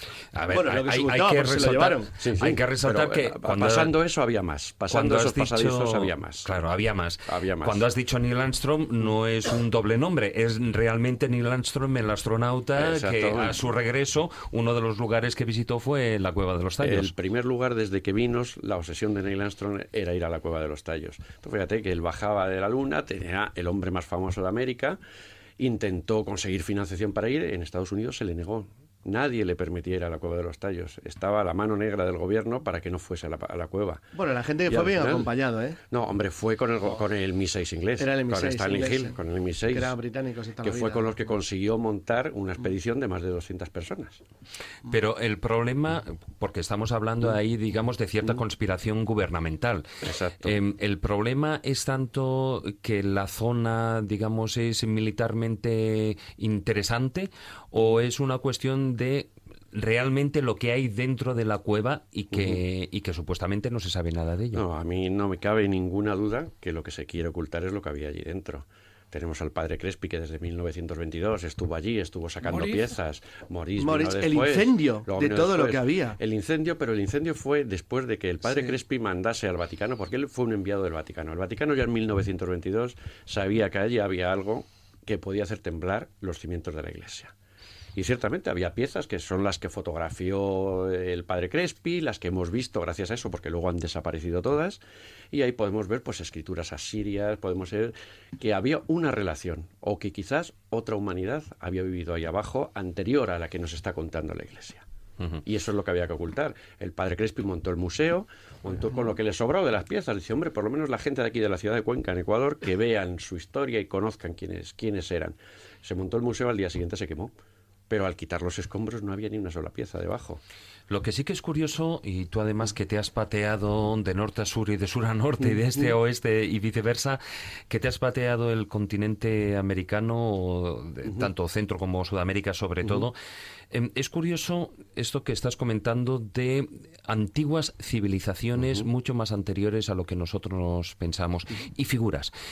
Resulta que tenemos en lo que es la parte de Sudamérica diferentes muestras de que hayan existido civilizaciones mucho más antiguas de lo que hoy en día la historia o la arqueología nos cuentan, ¿no? Hay algunas con falsedades o no falsedades, o sea, hay de todo. Tú has también estado en el tema en Ica, está el tema de las figuras de Ica, están las figuras de las piedras de Acámbaro, las figuras de... Ahí, al revés. En Acámbaro he estado también, y ahí es cierto que son unas figuras pues increíbles, que te digan que tienen 4.000, 4.500 años, ¿no? Pero bueno, se los llevaron, se hicieron pruebas sobre ellas, las pocas pruebas que se pueden hacer sobre el barro, la luminiscencia, y de 200 figuras, pues 195 eran falsas, pero había 5 que sí tenían 3.000, 4.000 años de antigüedad. Con que solamente una hubiese tenido 3.000 o 4.000 años, ya tenemos la duda planteada. Algo hay ahí que no entendemos. También, además, ahí descubristeis, o fuisteis, a cuanto menos los primeros en filmarlo, unos geoglifos en la selva, si no recuerdo mal, peruana. En la selva peruana, en el estado de Amazonas, llegamos hasta unas pinturas que ya están datadas en unos 11, 15.000 años, y en mitad de la jungla ves una pintura en la que hay una especie de saurio rodeado de hombres cazándole. Hombre, eso es imposible. Si hace 65 millones de años desaparecieron los grandes saurios, pero esta pintura está en el Valle de los Dinosaurios, que le llaman hoy, por la cantidad de restos que han aparecido allí. Se ven hombres cazándole, se ven pinturas adorando dioses, un avance cultural increíble, pero con unos saurios que era imposible que vivieran. La comunidad científica, ¿qué ha dicho? Pues que eran grandes llamas, eran otra especie de animales, pero bueno, de hecho, en los libros de texto peruanos está nuestro descubrimiento como la pintura de los grandes saurios. Y además, bueno, ahí hay metros y metros, ya por no hablar de que eso ya, por supuesto, es posterior, tu búsqueda del Dorado. La búsqueda del Dorado, la búsqueda de Paititi, la ciudad perdida. Cuando los españoles llegan a América, había toneladas de oro, pero claro, los ríos no llevaban prácticamente oro, no había minas. ¿De dónde lo sacaban? Pues ahí vino la leyenda de la ciudad del Dorado, las grandes expediciones en su búsqueda. Gonzalo Pizarro, el hermano de Francisco, organizó una expedición de más de 3.000 personas, de la cual volvieron 80. O sea que imagínate tú cómo fue aquello a la búsqueda de la ciudad de oro. Y terminó diciendo Gonzalo Pizarro, el problema del dorado es que siempre está un poco más allá de donde nosotros llegamos. Claro, ¿cuántos viajes has hecho en búsqueda de Paititi? De Paititi, pues sí, más de 10 veces seguro. He estado abajo en el río Madre de Dios, en la zona del Madre de Dios, 10, 12 veces sí habré estado buscándolo y siempre se encuentran cosas en la selva, encuentras construcciones hechas con piedra y argamasa, cosa que los incas no utilizaban. Es otra cultura diferente la que vivía allí, en mitad de la selva. Se habla de que era un puerto fluvial entonces, son 180 metros de altura, que es lo que bajó el mar también. Hace miles de años podía ser un gran puerto fluvial, una nueva civilización. Otra gente vivía allí. Tiahuanaco, ¿no? También dicen que también fue un puerto en su momento. Sí, lo fue seguro, por lo menos en la teoría de Arthur Ponsky, ¿no? Cuando habla de que por lo menos tiene una antigüedad de 15.000 años. Pero demasiado alto, ¿verdad? Ponsky es el que le da la vuelta a la historia de Tiahuanaco, por ejemplo, porque Tiahuanaco se habla de 3.000, 3.500 años. Es la cultura de la que bebieron todos los que vinieron detrás. Los incas, Huaris, todos bebieron de esa cultura. Pero Tiahuanaco dice, no, tiene 3.500 años. Pero Tiahuanaco era un puerto fluvial del lago Titicaca. Geológicamente, eso ocurrió hace unos 15.000 años. Entonces estamos hablando de la ciudad más antigua del mundo. Claro. Más antigua que Ur y más antigua que ninguna. Y una cultura muy especial, los monolitos Vénez, lo que encuentras allí, esas figuras de 7 metros de altura, cuadradas, con gente con casco, con gafas, las piedras magnéticas, tú pones una brújula y se vuelve loca. ¿Cómo podían construir aquello? Ese monolito Bennett, que es todo un misterio en sí, tiene un tipo de armamento en las manos. Bueno, las famosas llaves o claves, ¿no? Las famosas llaves. Tipo de pistola. Es muy raro, es como una llave, ¿no? Que tienen los dedos. Sí, las de pistola eran más las de... Las toltecas. Exacto. La pistola, que es una pistola exacta, es la tolteca que encontramos en Tula. Bueno, esa pistola Espacio 1999, de la serie Televisión, además es igual. Sí, no puedes decir que es una pistola, una llave, pero es algo que está fuera de su tiempo en Tula, en las armas toltecas. Y en Tiahuanaco... Son como llaves, ¿verdad? Sí, en Tiahuanaco tienes seres de 4 dedos con algo en la mano cuadrado. Y seres que tienen como una especie de casco, con gafas de piloto. Dice, bueno, estamos hablando todavía de épocas en las que no había imaginación. Estamos hablando que todavía aquí hacían o pintaban el arte se basaba en lo que ellos veían. ¿Qué veían entonces los tiahuanacos? Te estás aproximando mucho a las teorías de Daniken y de los ancestrales astronautas. Es decir, que de alguna forma hubo algo ahí que está representando gráficamente de seres que no eran de este mundo. Tú fíjate, Daniken, que Erich von Daniken tuvo lo bueno, que fue el hombre que nos enseñó a soñar, ¿no? Y a pensar en estas cosas. Pero Daniken, en El oro de los dioses, ha llegado a reconocer al final, y después de leer el libro y estar en la Cueva de los Tallos, te das cuenta de que nunca bajó a la Cueva de los Tallos. Y él ha llegado a reconocerlo y dijo que bueno, que fue en sueños, que en sueños estuvo abajo y por eso vio la máquina del tiempo y las cosas, la campana, todas aquellas cosas que vio. Pero al menos Daniken nos ha dejado la idea de que algo más existe que hay que buscar. Hombre, idea que además, en parte, dentro de todas esas, digamos, medias verdades que él contó, se ve refrendada, por ejemplo, en algunos de los cráneos que se han encontrado en Tiahuanaco. Sí, exacto. Esos cráneos alargados, dice, bueno, claro, se habla que esas culturas lo que hacían era poner a los niños de pequeños unas maderas en la cabeza para estirar el cráneo, pero claro, cuando ves ese tipo de cráneos, son diferentes a los humanos, no tienen la raya en medio, no están partidos como en dos trozos. Son cráneos completos, de una sola pieza. Dice, ¿quiénes son? ¿Esa gente? O eso, desde luego, no era el humano normal que se le había hecho un tratamiento para tener esa cabeza. Eso nació así y así están. Y hay muchos cráneos, no hay uno. Hay muchísimos cráneos. En las grandes culturas que han evolucionado más que lo que correspondía a su tiempo, siempre aparecen esos cráneos. Has estado hablando de, bueno, pues de esos hallazgos que a lo largo de la selva, pues uno se va encontrando de estatuas, digamos, de grabados, de petroglifos y tal. Pero evidentemente estamos en una selva y también te encuentras con peligros. Sí, es lo que tiene la selva, es lo que tiene, pero sí, bueno, es lo que también tiene. En la Gran Vía te los encuentras, pero diferentes. Pero fíjate que lo peor, lo más peligroso no son los grandes animales, las grandes anacondas o los jaguares, no, lo más peligroso son los putos bichos. Es lo que no ves, lo que no ves, es lo que te come vivo, las pulgas de agua, los mosquitos, lo que no ves. Siempre salen de noche, para jorobar. Al anochecer y al amanecer es mortal. Eso es lo peor, porque tú ves una gran anaconda o ves un jaguar, no lo has visto, te ha visto él hace mucho tiempo, date por jodido. Es que ya te había visto él si tú lo ves en la selva. ¿Y alguna experiencia, cuando antes decíamos, yo hacía referencia, de encontrarse de frente a frente con la muerte, dices, bueno, lo que no ves. Y a veces lo que ves y son tribus en los que, bueno, pues... Sí, que te secuestran, que te disparan. Te secuestran y que dicen, mira, ya tenemos cena, ¿no? Casi. Sí. No. Y además que eso es la impunidad que tienen las tribus. Que eso es un mal que se le ha hecho muchas veces las ONGs o los que han ido a ayudarles. Les dan comida, les dan de todo, ya no tienen nada que hacer. Nada más que beber mazato, que es el licor de la selva, que se hace con la yuca, machacándola, cogen agua de río, la mastican y luego la mezclan con agua, la escupen y la mezclan con agua de río. Eso fermentado puede tener 90 grados. No tienen otra cosa que hacer. Les han dejado comida, les han hecho pues vagos. ¿Y a qué se dedican muchos de ellos? Pues a robar. A robar porque tienen total impunidad. Tú llegas, te matan. Y cuando viene la policía o el ejército, al cabo de los meses, ellos les ven venir por el río, se suben al monte, se esconden hasta que se van. Saben que no les pueden encontrar jamás allí. Y eso, bueno, nos ha pasado muchas veces. Nos secuestraron en uno de los viajes subiendo en la frontera de Ecuador, los SWAT. Hemos tenido muchas de esas y salir huyendo por la noche con una linterna, guiándonos por los ríos, con un solo motor porque nos habían quitado el otro. Muchas cosas entretenidas. Y rezando en el primer idioma que se os viniera, ¿no? Sí. Y quitando la mano cuando te tiraban un machetazo y cosas de esas. O sea, que todas esas cosas... Bueno, que es lógico que pase. Es lo que hay. Las 11:15 de la noche, os recuerdo el número de WhatsApp. Nos están llegando bastantes mensajes. Bueno, es que es imposible comentarlos todos. Es el 636-689-184. 636-689-184.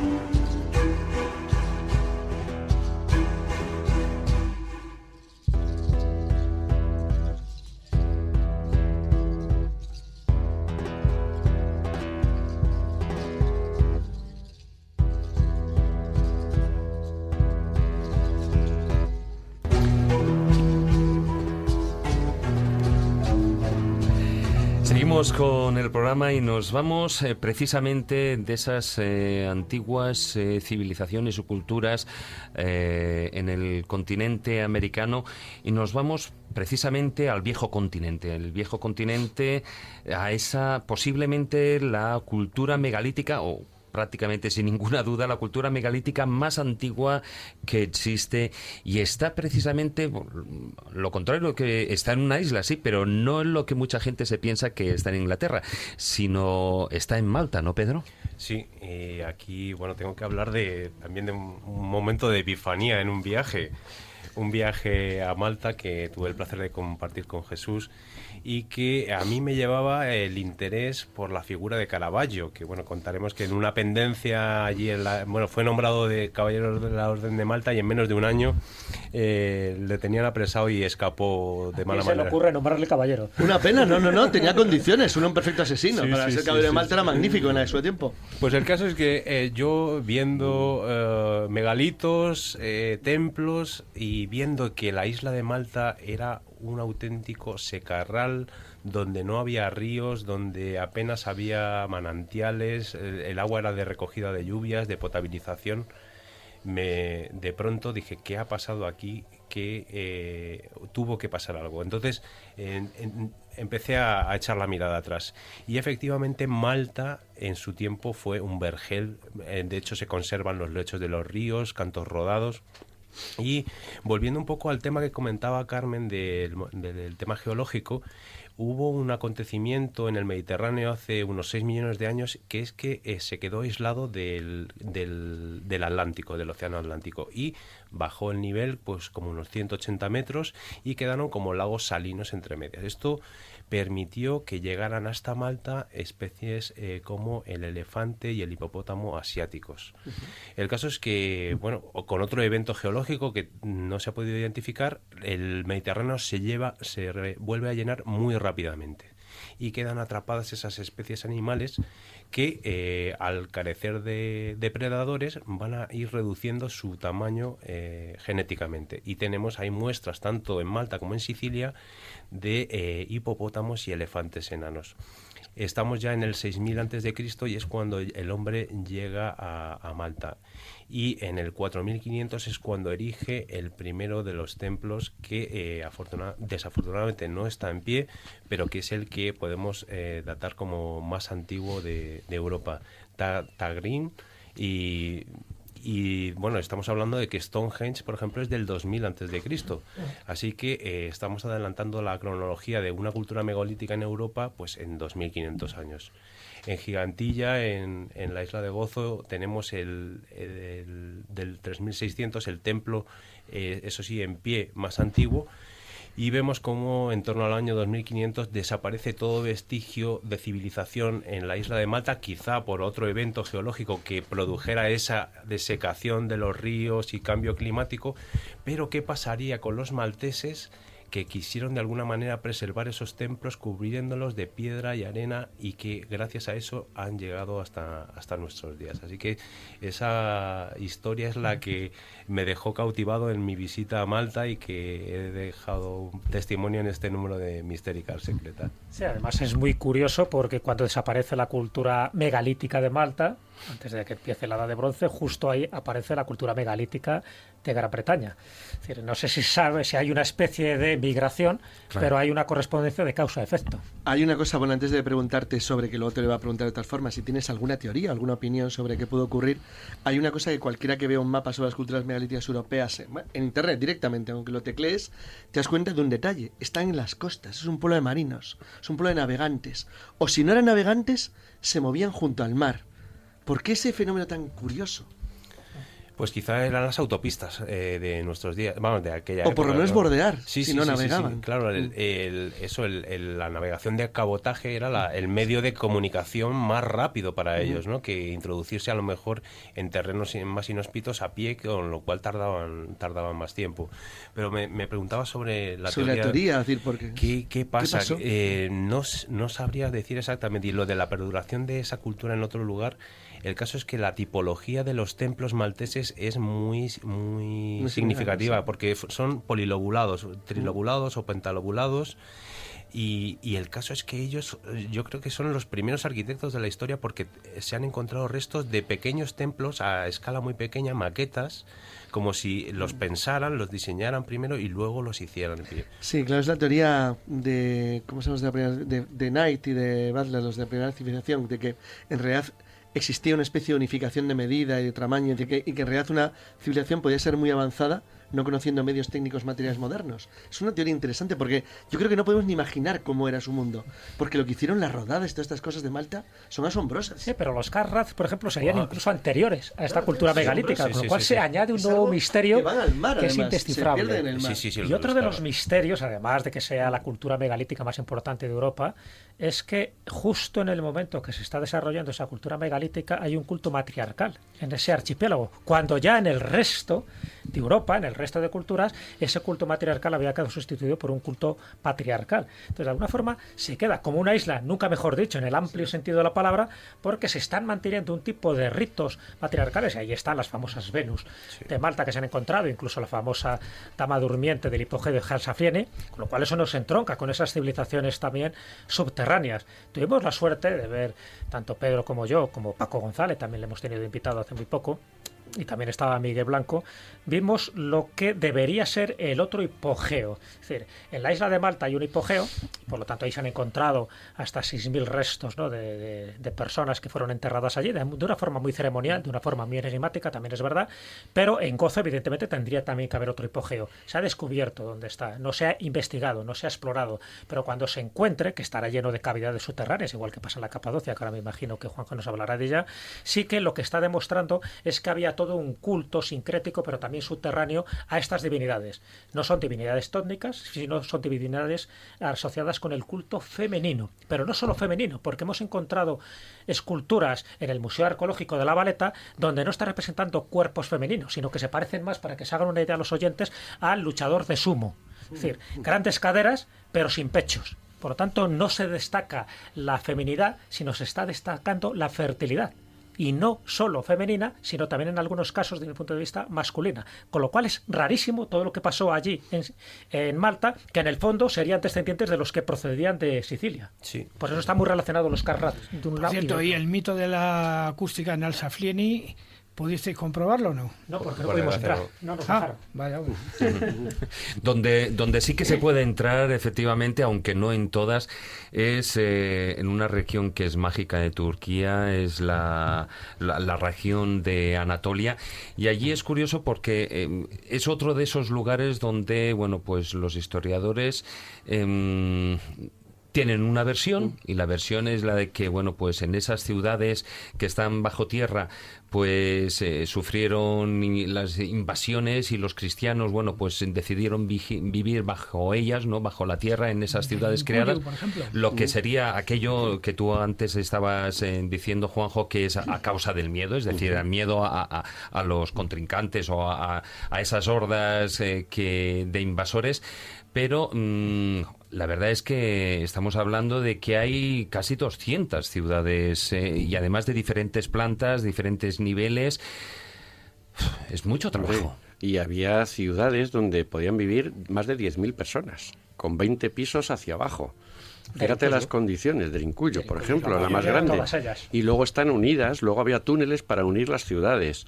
¿Cómo podían? Caimac y de Rincuyo, que hay una distancia de unos 8 kilómetros, están unidos bajo tierra, que eso es más complejo todavía que hacer una ciudad. Y que no se hunda, cosa que ahora no pueden hacer. Ahora, cuando están intentando llegar a abrir la ciudad, a sacar más pisos, no pueden porque se les hunde.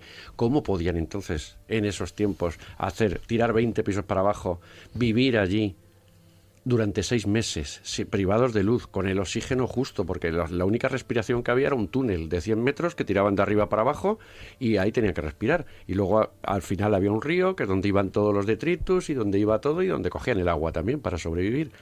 Cuando termina todo eso, resulta que en esas ciudades no se ha encontrado nada, ni los techos quemados de tener hogueras dentro, ni una brina de paja de los animales, porque claro, también tenían que tener animales, había nacimientos, fallecidos, no se encontró nada. Y se hablaba de eso, dice, bueno, claro, se escondían los cristianos aquí. O sea, pero ¿cuántos cientos de años se tardó en construir todas esas ciudades? Hay que decir que las paredes tampoco es que sean excesivamente duras. Claro, no, es lava. volcánica. Sí, que dicen que se oxida y que se endurece, ya, pero también se tenía que oxidar y endurecer ahora. Y ahora si cavas un poco para intentar llegar a pisos más abajo, se cae todo, se hunde. ¿Cómo lo conseguían ellos?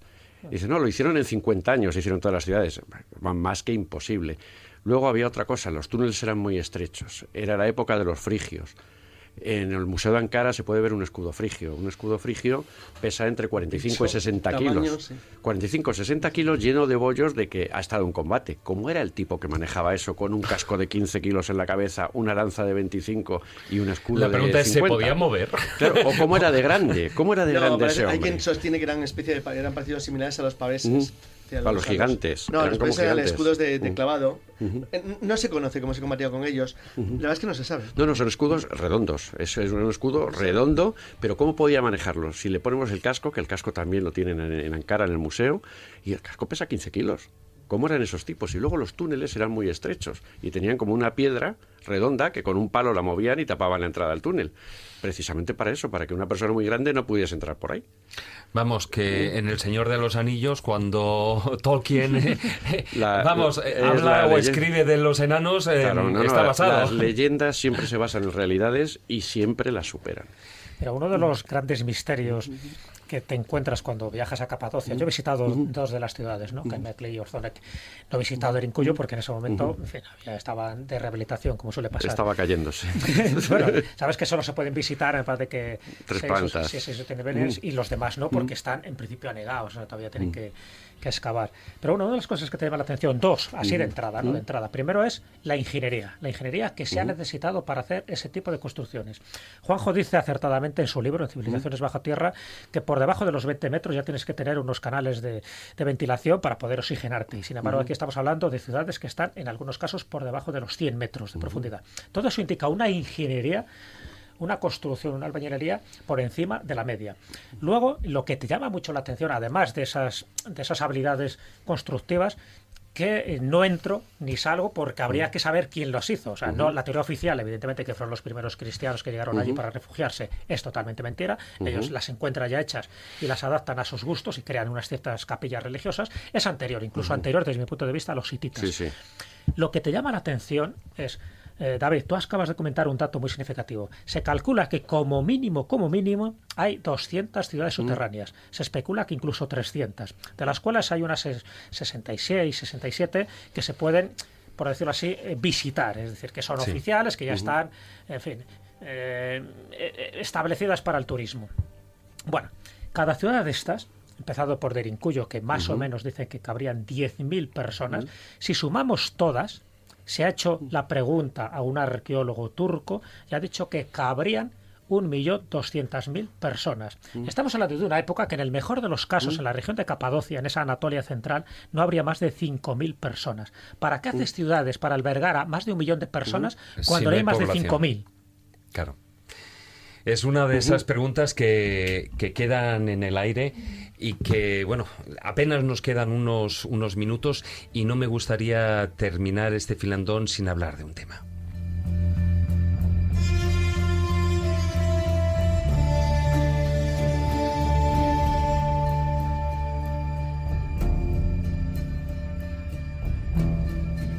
Apenas 30 segundos para las 11:30 y aunque nos estamos pasando de tiempo, sí que me niego a terminar este filandón, como decía, sin uno de los lugares más inhóspitos y más desconocidos que hay en esta tierra y que Juanjo Revenga, bueno, pues hace unos 3 años estuvo visitando, si no recuerdo mal. La Antártida. La Antártida, el último continente. El último continente porque, claro, mucha gente piensa que es como el Ártico, que es una masa de hielo flotante. No, la Antártida es un continente cubierto de hielo, donde tenemos más de 3 kilómetros de profundidad de hielo, donde tenemos lo más valioso, que es el 70% de la reserva del agua potable del mundo. Que eso sí que puede ser la riqueza del futuro y lo que provoque una próxima guerra. Está lleno de bases, hay más de 70 bases de todos los países, porque no tiene nacionalidad, de momento hasta el 2041, que expiran todos los tratados, no hay ninguna propiedad de ningún país sobre la Antártida. Las bases están allí por algo, están para que cuando esto expire, todos saben las riquezas que hay. Y a clavar la bandera, ¿no? Y todo el mundo lo que está haciendo allí es buscando las riquezas, que las hay. Tú ves las montañas con el cobre saliéndose por los bordes, el petróleo, oro, se sabe todo lo que hay en la Antártida, todo lo que hay y simplemente estamos a la espera. ¿Y cómo fue tu experiencia allí?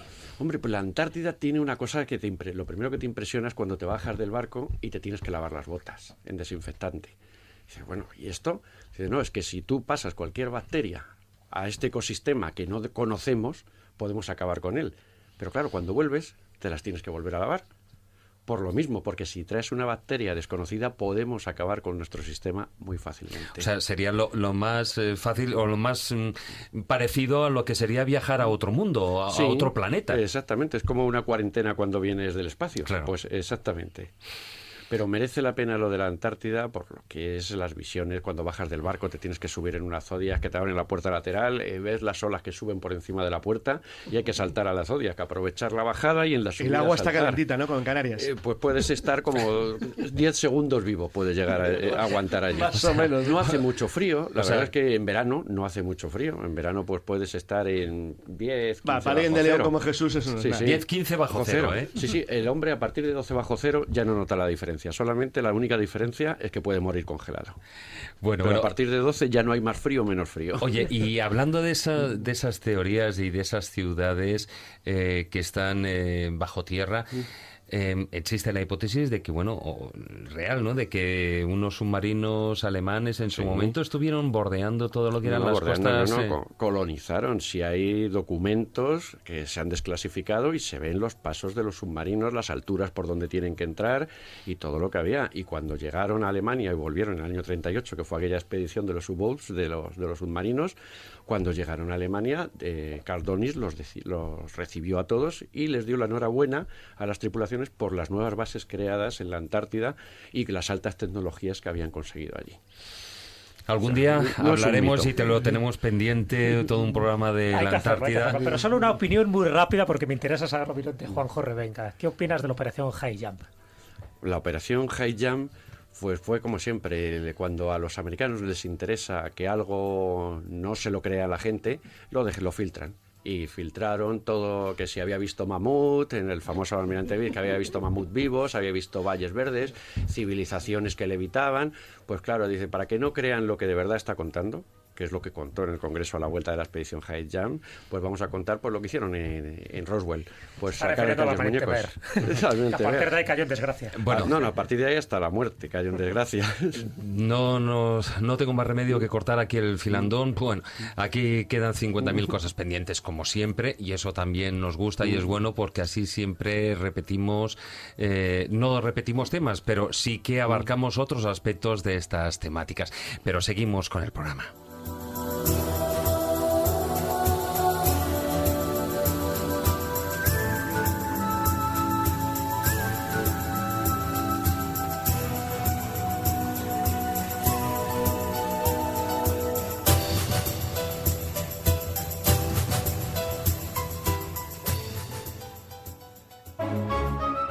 La escóbula de la brújula. Dirige Jesús Callejo. Presenta David Sentinella.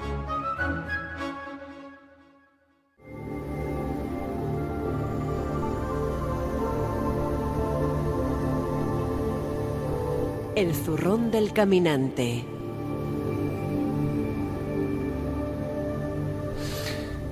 Y si pasear por algunos de los lugares que se han estado mencionando por el filandón, bueno, pues no os da miedo, o la experiencia, al menos así pues, radiofónica, igual nos puede dar el miedo o el respeto que puede suponer visitarlo de a pie. Una cosa que sí que tenemos cerquita y que acongoja,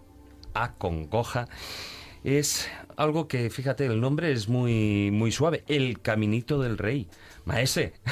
Bueno, el Caminito del Rey porque fue Alfonso XIII quien lo inauguró. Sí, pero me hace gracia lo del caminito, el décimo. Y ahora, ahora tiene vallas. Con guasa ¿eh? andaluza. Ahora tiene vallas, molaba sin vallas. No es nada, comparado con antes. Claro, Ahora la gente no se despeña, ya no es lo mismo. Sí, no, bueno, porque hay medidas de seguridad, pero más de uno, vamos, el vértigo es brutal. Pero estamos hablando de una altura de 100 metros o 100... 100 a 105 metros sobre el agua del embalse, sobre el que se construyó para darle servicio. El Camino del Rey, pues esto está entre Álora... En lo que es el desfiladero de los el gaitanes. desfiladero de los gaitanes entre las localidades de Ardiales, Álora y Antequera. Tiene aproximadamente unos 3 kilómetros y en principio pues se trataba fundamentalmente de suministrar los materiales para su construcción al ferrocarril que estaba en la entrada. Lo que pasa es que con el paso del tiempo aquello se abandonó, fueron perdiéndose tramos, fueron perdiéndose vigas y se convirtió en un lugar de los más peligrosos posiblemente que se pudiera andar. Pero además con el agravante de que hubo algunos accidentes por parte de gentes muy atrevidas que anduvieron por allí intentando pasar. Hoy día ya ese problema no existe porque ha sido arreglado, se han puesto traviesas de madera casi en todo su recorrido y ha perdido ese morbo que tenía, ¿no? Porque ya no es ese lugar tan peligroso. Bueno, pero... a ver, una cosa, el morbo lo tiene igualmente. Sí, dando el morbo lo tiene. impresión, Y a ver, si es como dicen, cruzar el puente que hay en Cuenca, hay mucha gente que se queda paralizada. ¿Y cómo le llaman el puente? Colgante. No. No. El puente del Las coño. casas colgantes. No, son las casas colgantes. Es verdad. El puente del coño. Por eso, porque cuando pasas por allí, te coño. O sea, no es el primer coño. Y ya no es lo que era tampoco. Hay varios de esos. Y no es lo que era. Bueno, Y no es lo que era tampoco, fíjate, bueno, recorrer lo que son casi los 8 kilómetros las casas colgadas, que no las casas tiene colgantes, digo, para que la gente exactamente, sí. El que tiene el Caminito del Rey, además, bueno, estará remodelado, pero la verdad es que, a ver, hay una caída de 100 metros Sí, y uno camina por el lateral de la montaña en el vacío. Pues sí, tiene como unos 30 centímetros, incluso hasta 15 en algunos pasos, o sea que es complicado. Hombre, hoy día ya está arreglado y tiene sus barandillas y tal, pero el momento crucial, que era cuando estaba medio deteriorado, era muy complicado andar por allí, claro. Entre el Caminito del Rey y la Ruta del Cares, ¿con qué te quedas? Es que la ruta del Cares no es tan peligrosa. No, es más cómoda. Ya, pero es igual de espectacular. Me estoy refiriendo no peligroso. No de me paisaje sí, estoy hablando pero, de espectacular. Hombre, es más espectacular. Es más complicado el del Rey, ¿no? Es más particular paisajísticamente la ruta del Cares. Pero a nivel de aventura, hombre, el Caminito del Rey es todo un clásico. Hombre, fijaros, yo ahí hasta me iría hasta los Pirineos, a lo que es el Valle de Ordesa y hacerte la senda de los cazadores por arriba. Que hay momentos en los que hay momentos que se te ponen por corbata, ¿eh? Hombre, lugares en este país adrenalínicos para hacer un viaje hay un montón. Porque a mí se me ocurre ahora, por ejemplo, ir a los Mayos de Riglos, a subirse la aguja de los Mayos de Riglos, que es verdaderamente espectacular. O sea, que si en España quien quiera correr riesgos no tiene problema ninguno. Ya sea en el Caminito del Rey, en el Cañón de Guara, en los Mayos de Riglos, o donde quieras, o simplemente bajándote los lapiaces que hay en los Horcaos Rojos en Picos de Europa de Fuente D. O sea, que si uno tiene donde escoger. Uno tiene donde escoger. Bueno, hoy hemos escogido el Caminito del Rey. Y ojo, si quieres adrenalina, incluso aquí en el propio Madrid, que lo tenemos cerquita, pues súbete con un poquito de nieve a la Maliciosa, ya verás qué risa te va a dar. Con nieve. Y ya sabrás por qué la llama la Maliciosa. Sí, con nieve, bueno, con hielo, mejor dicho, con hielo. Porque esas placas de hielo como rebales, te metes un toñazo que te abres la cabeza por 70 sitios.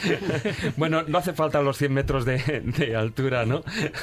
Del caminito. Se te queda como el cráneo de Paracas, alargado. Y la cara ni te cuento cómo se te queda. Bueno, dejamos aquí la sección, recomendamos evidentemente esa ruta por el Caminito del Rey, ahí en la provincia malagueña. De Málaga, sí. Exactamente. Cerca de Antequera. Cerca de Antequera y bueno, hay rutas desde allí muy, muy curiosas.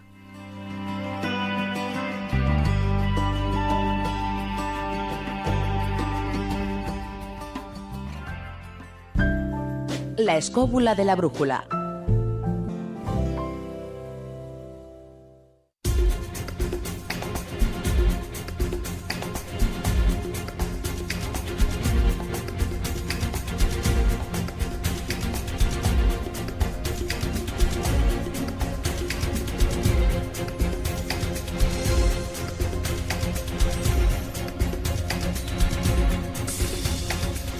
Las 12 menos 20 de la noche, el momento.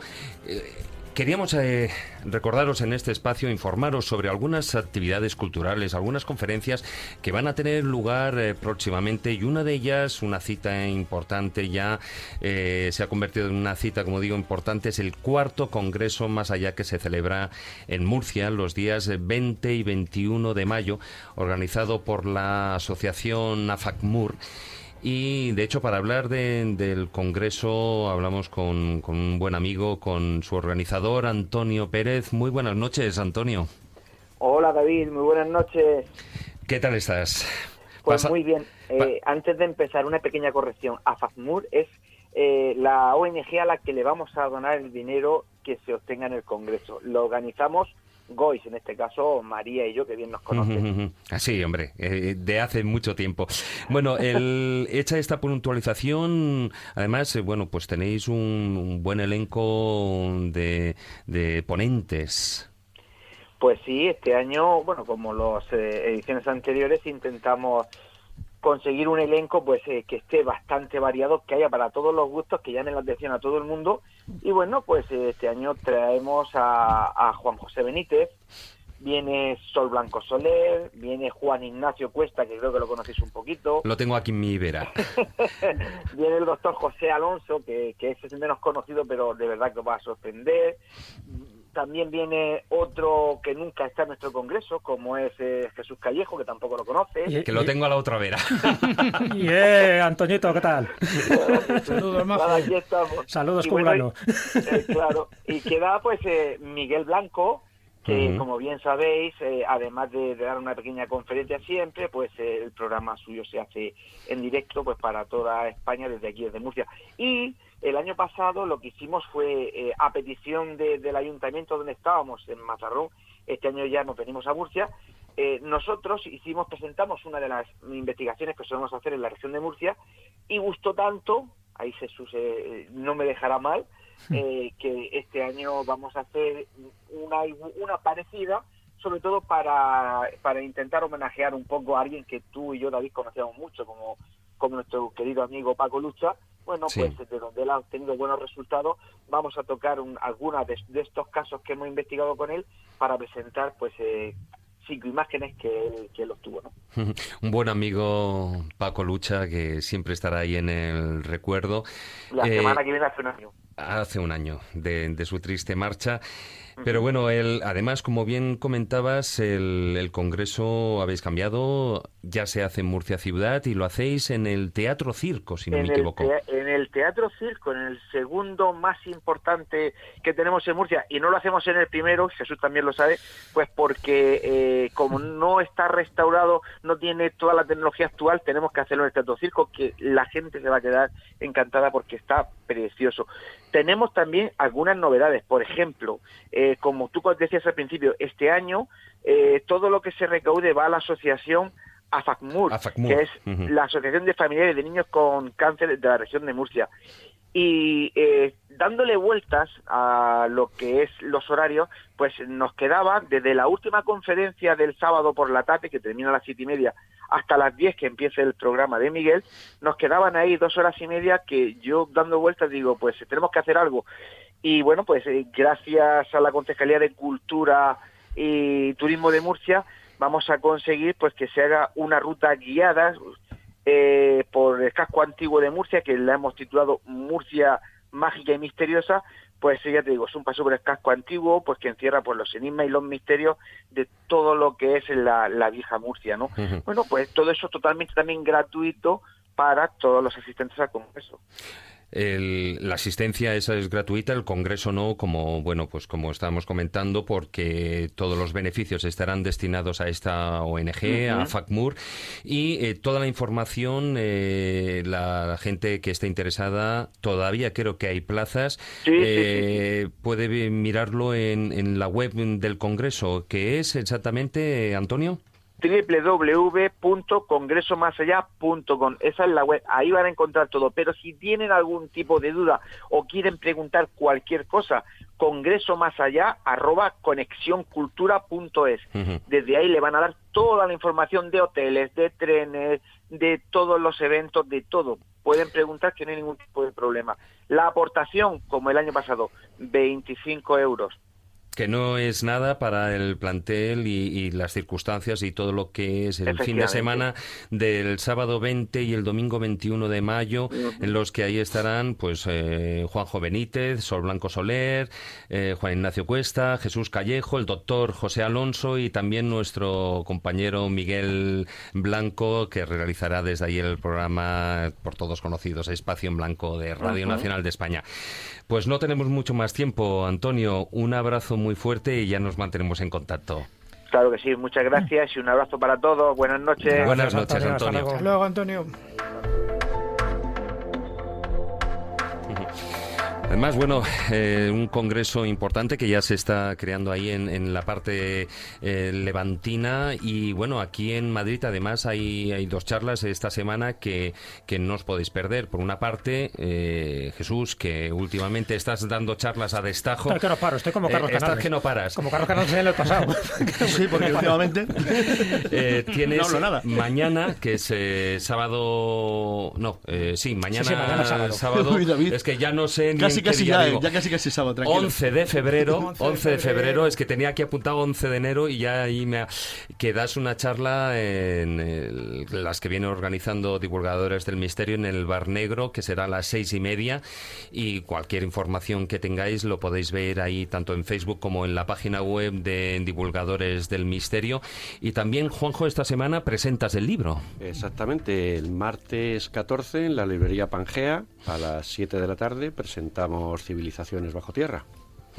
En la librería Pangea, que está en Príncipe de Vergara, ¿no? Exacto, el antiguo Cine Cid Campeador, Príncipe de Vergara 26.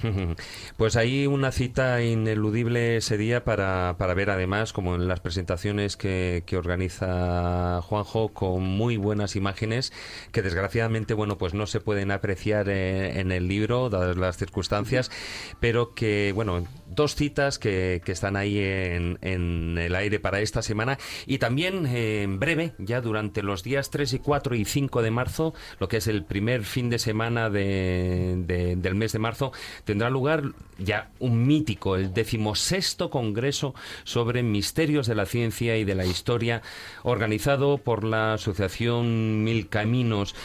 Y tenemos al otro lado del teléfono a su responsable, Gloria Alonso. Muy buenas noches, Gloria. Buenas noches, David. Buenas noches a todos. Hola, ¿Ya estás Gloria. ultimando los ¿Qué detalles? tal, Pues sí, ultimando estoy, sí. Ya, con nervios. Pues no, ya no, porque ya somos muy maduros ya en estas Ya son vides. 16 ediciones las Sí. que llevas a cuestas y en esta ocasión, ¿quiénes van a ser los ponentes?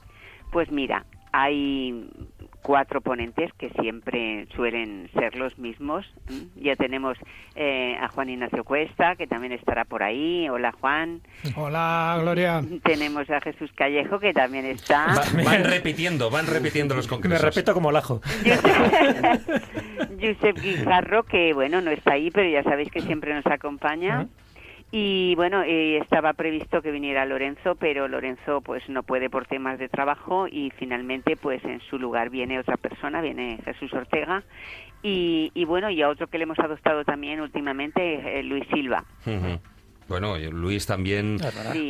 ya se ha convertido en un histórico del Congreso. Sí, y luego tenemos a, bueno, pues la representación de la mujer por Silvia Casasola. Por supuesto, Silvia, amiga.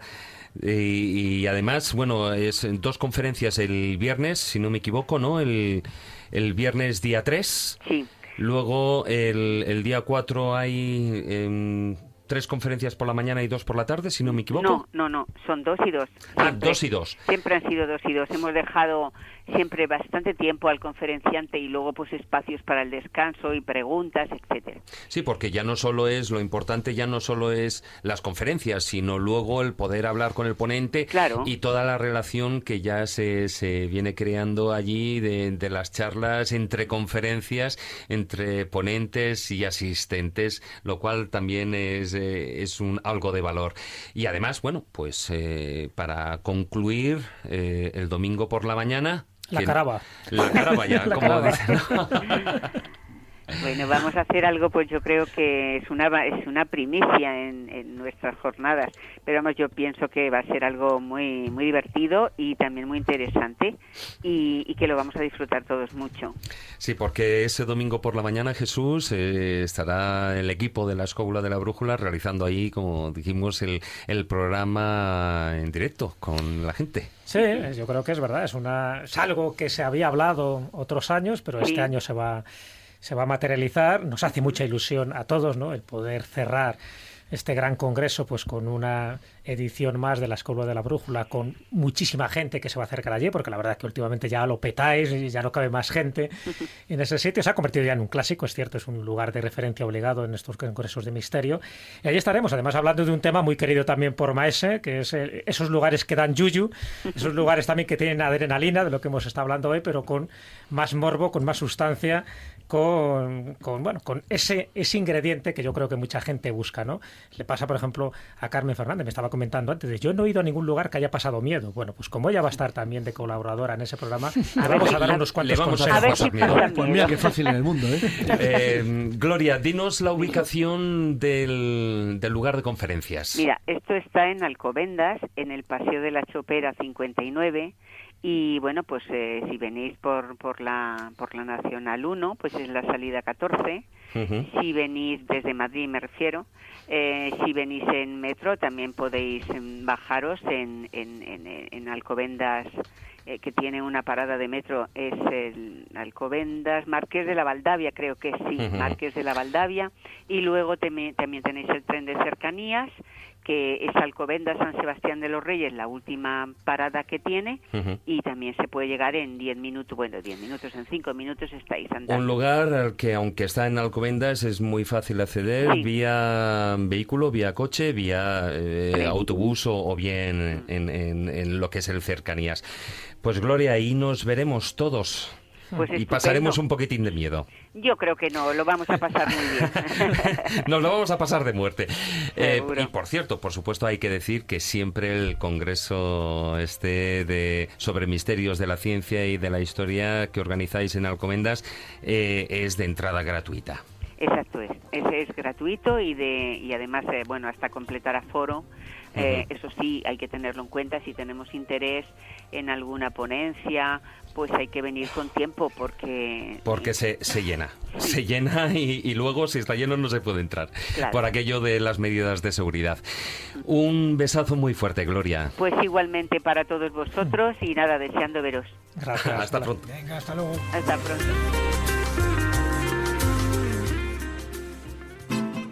La escóbula de la brújula. La escóbula de la brújula.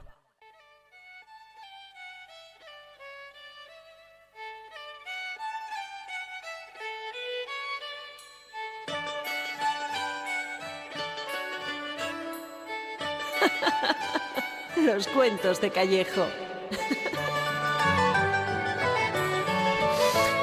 Y como casi siempre, porque no siempre se da, pero cerramos lo que es la edición del programa con los cuentos de Callejo y además hoy sedientos porque se nos ha acabado aquí en la mesa el vino, se nos ha acabado el agua y así no se puede estar, Jesús. No se puede estar, ya te digo que aquí al final siempre convertimos esto en pequeños aquelarres gastronómicos. Hombre, además por de hacer el supuesto. programa. Además hacemos el programa. Y además hacemos el programa y le da vidilla, ¿no? Y el cuento que he elegido, también de esa tradición anónima pero ancestral, tiene que ver con un viajero, pero con un viajero que, claro, comete una cierta imprudencia, que es adentrarse en el desierto. Y cuando alguien se adentra en el desierto sin brújula y GPS, suele pasar lo que suele pasar, que suele pasar sed y se pierde. Así que sobre eso vamos, si te parece. Pues vamos a escucharlo.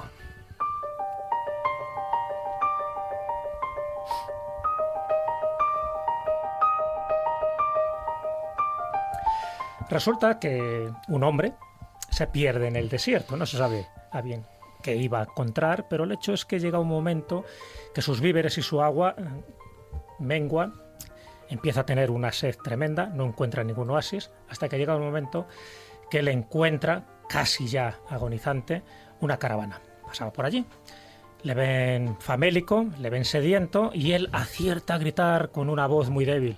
¡Ah! Se acerca el jefe de la caravana y le dice, sí, a este hombre hay que darle rápidamente un pellejo con agua porque el hombre está sediento. Y uno de ellos le increpa y dice, no, un pellejo no, pesa demasiado, ¿no lo ves que está el hombre prácticamente moribundo? Hay que darle mejor un vaso de cristal.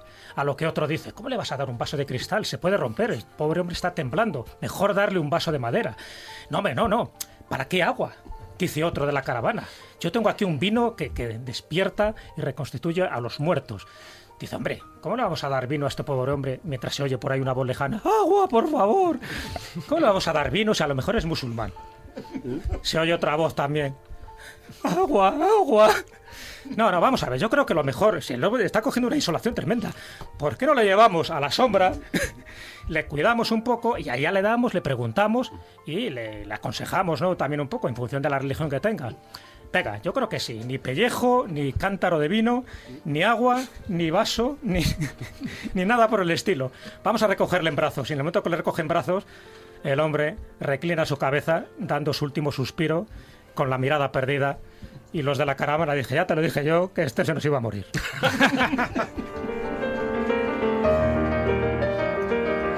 Bueno, Jesús, esto más que un cuento parece un chiste. No, es un cuento, lo que pasa es que le he dado mi toque. A ver, la moraleja. Sí, vamos con la moraleja. La moraleja. Yo creo que hay que distinguir entre lo esencial y lo que es accesorio. Aquí esta gente de la caravana, lo que se quedó es planteando y polemizando sobre cómo había que darle el agua, si había que darle vino, cuando realmente lo esencial es que este hombre se estaba muriendo. Pero esto, que nos tiene que servir, creo que de mensaje recordatorio, no solo lo que decía el Principito, ¿no? que lo esencial es invisible a los ojos, sino que a veces damos muchas veces importancia a estas discusiones bizantinas, al seso de los ángeles, a cuestiones que no nos llevan a ninguna parte y mientras vamos perdiendo la vida en cada discusión. Es decir, vamos perdiendo el tiempo. En el momento que seamos capaces de distinguir eso, lo importante, lo esencial de lo accesorio, pues no nos ocurrirá lo del proverbio chino.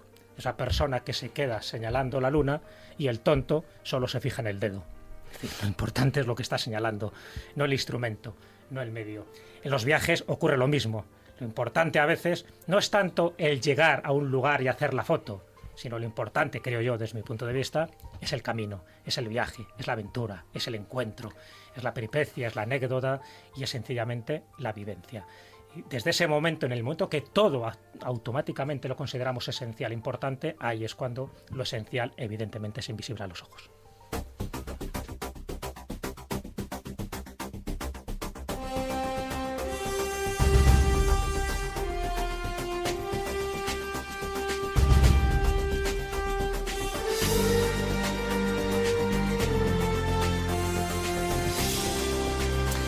Bueno, pues hasta aquí ha durado el tiempo de nuestro programa. Primero, despedir a nuestros maravillosos invitados. Muchísimas gracias, Pedro, por haber estado con nosotros. Muchísimas gracias a vosotros por haberme acogido en este fantástico lugar que es Escobulandia. Escobulandia. Muy buenas noches, Juanjo. Muchas gracias por repetir. Gracias a vosotros, David. Ya sabes, esta es tu casa. Carlos, abre los ojos, por favor, que estás dormidito, Carmen, muy buenas noches. Buenas noches. Maese, muy buenas noches. Hala, que van. Bueno, hoy solo buenas, el noches ya has llegado tarde, o sea que te doy el buenas. Jesús. Pues hasta la próxima semana. Hasta la próxima semana. Muchísimas gracias, Víctor, que está al otro lado de la pecera.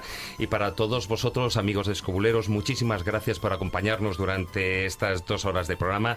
Os recordamos, como hago siempre, nuestra página web, laescobula.com, y por supuesto nuestra presencia en las redes sociales. En Facebook, la página oficial La Escóbula de la Brújula, y en Twitter nuestro perfil es @escobuleros. Muy buenas noches, amigos. Tratad de ser felices e ilustraos. Hasta la próxima semana.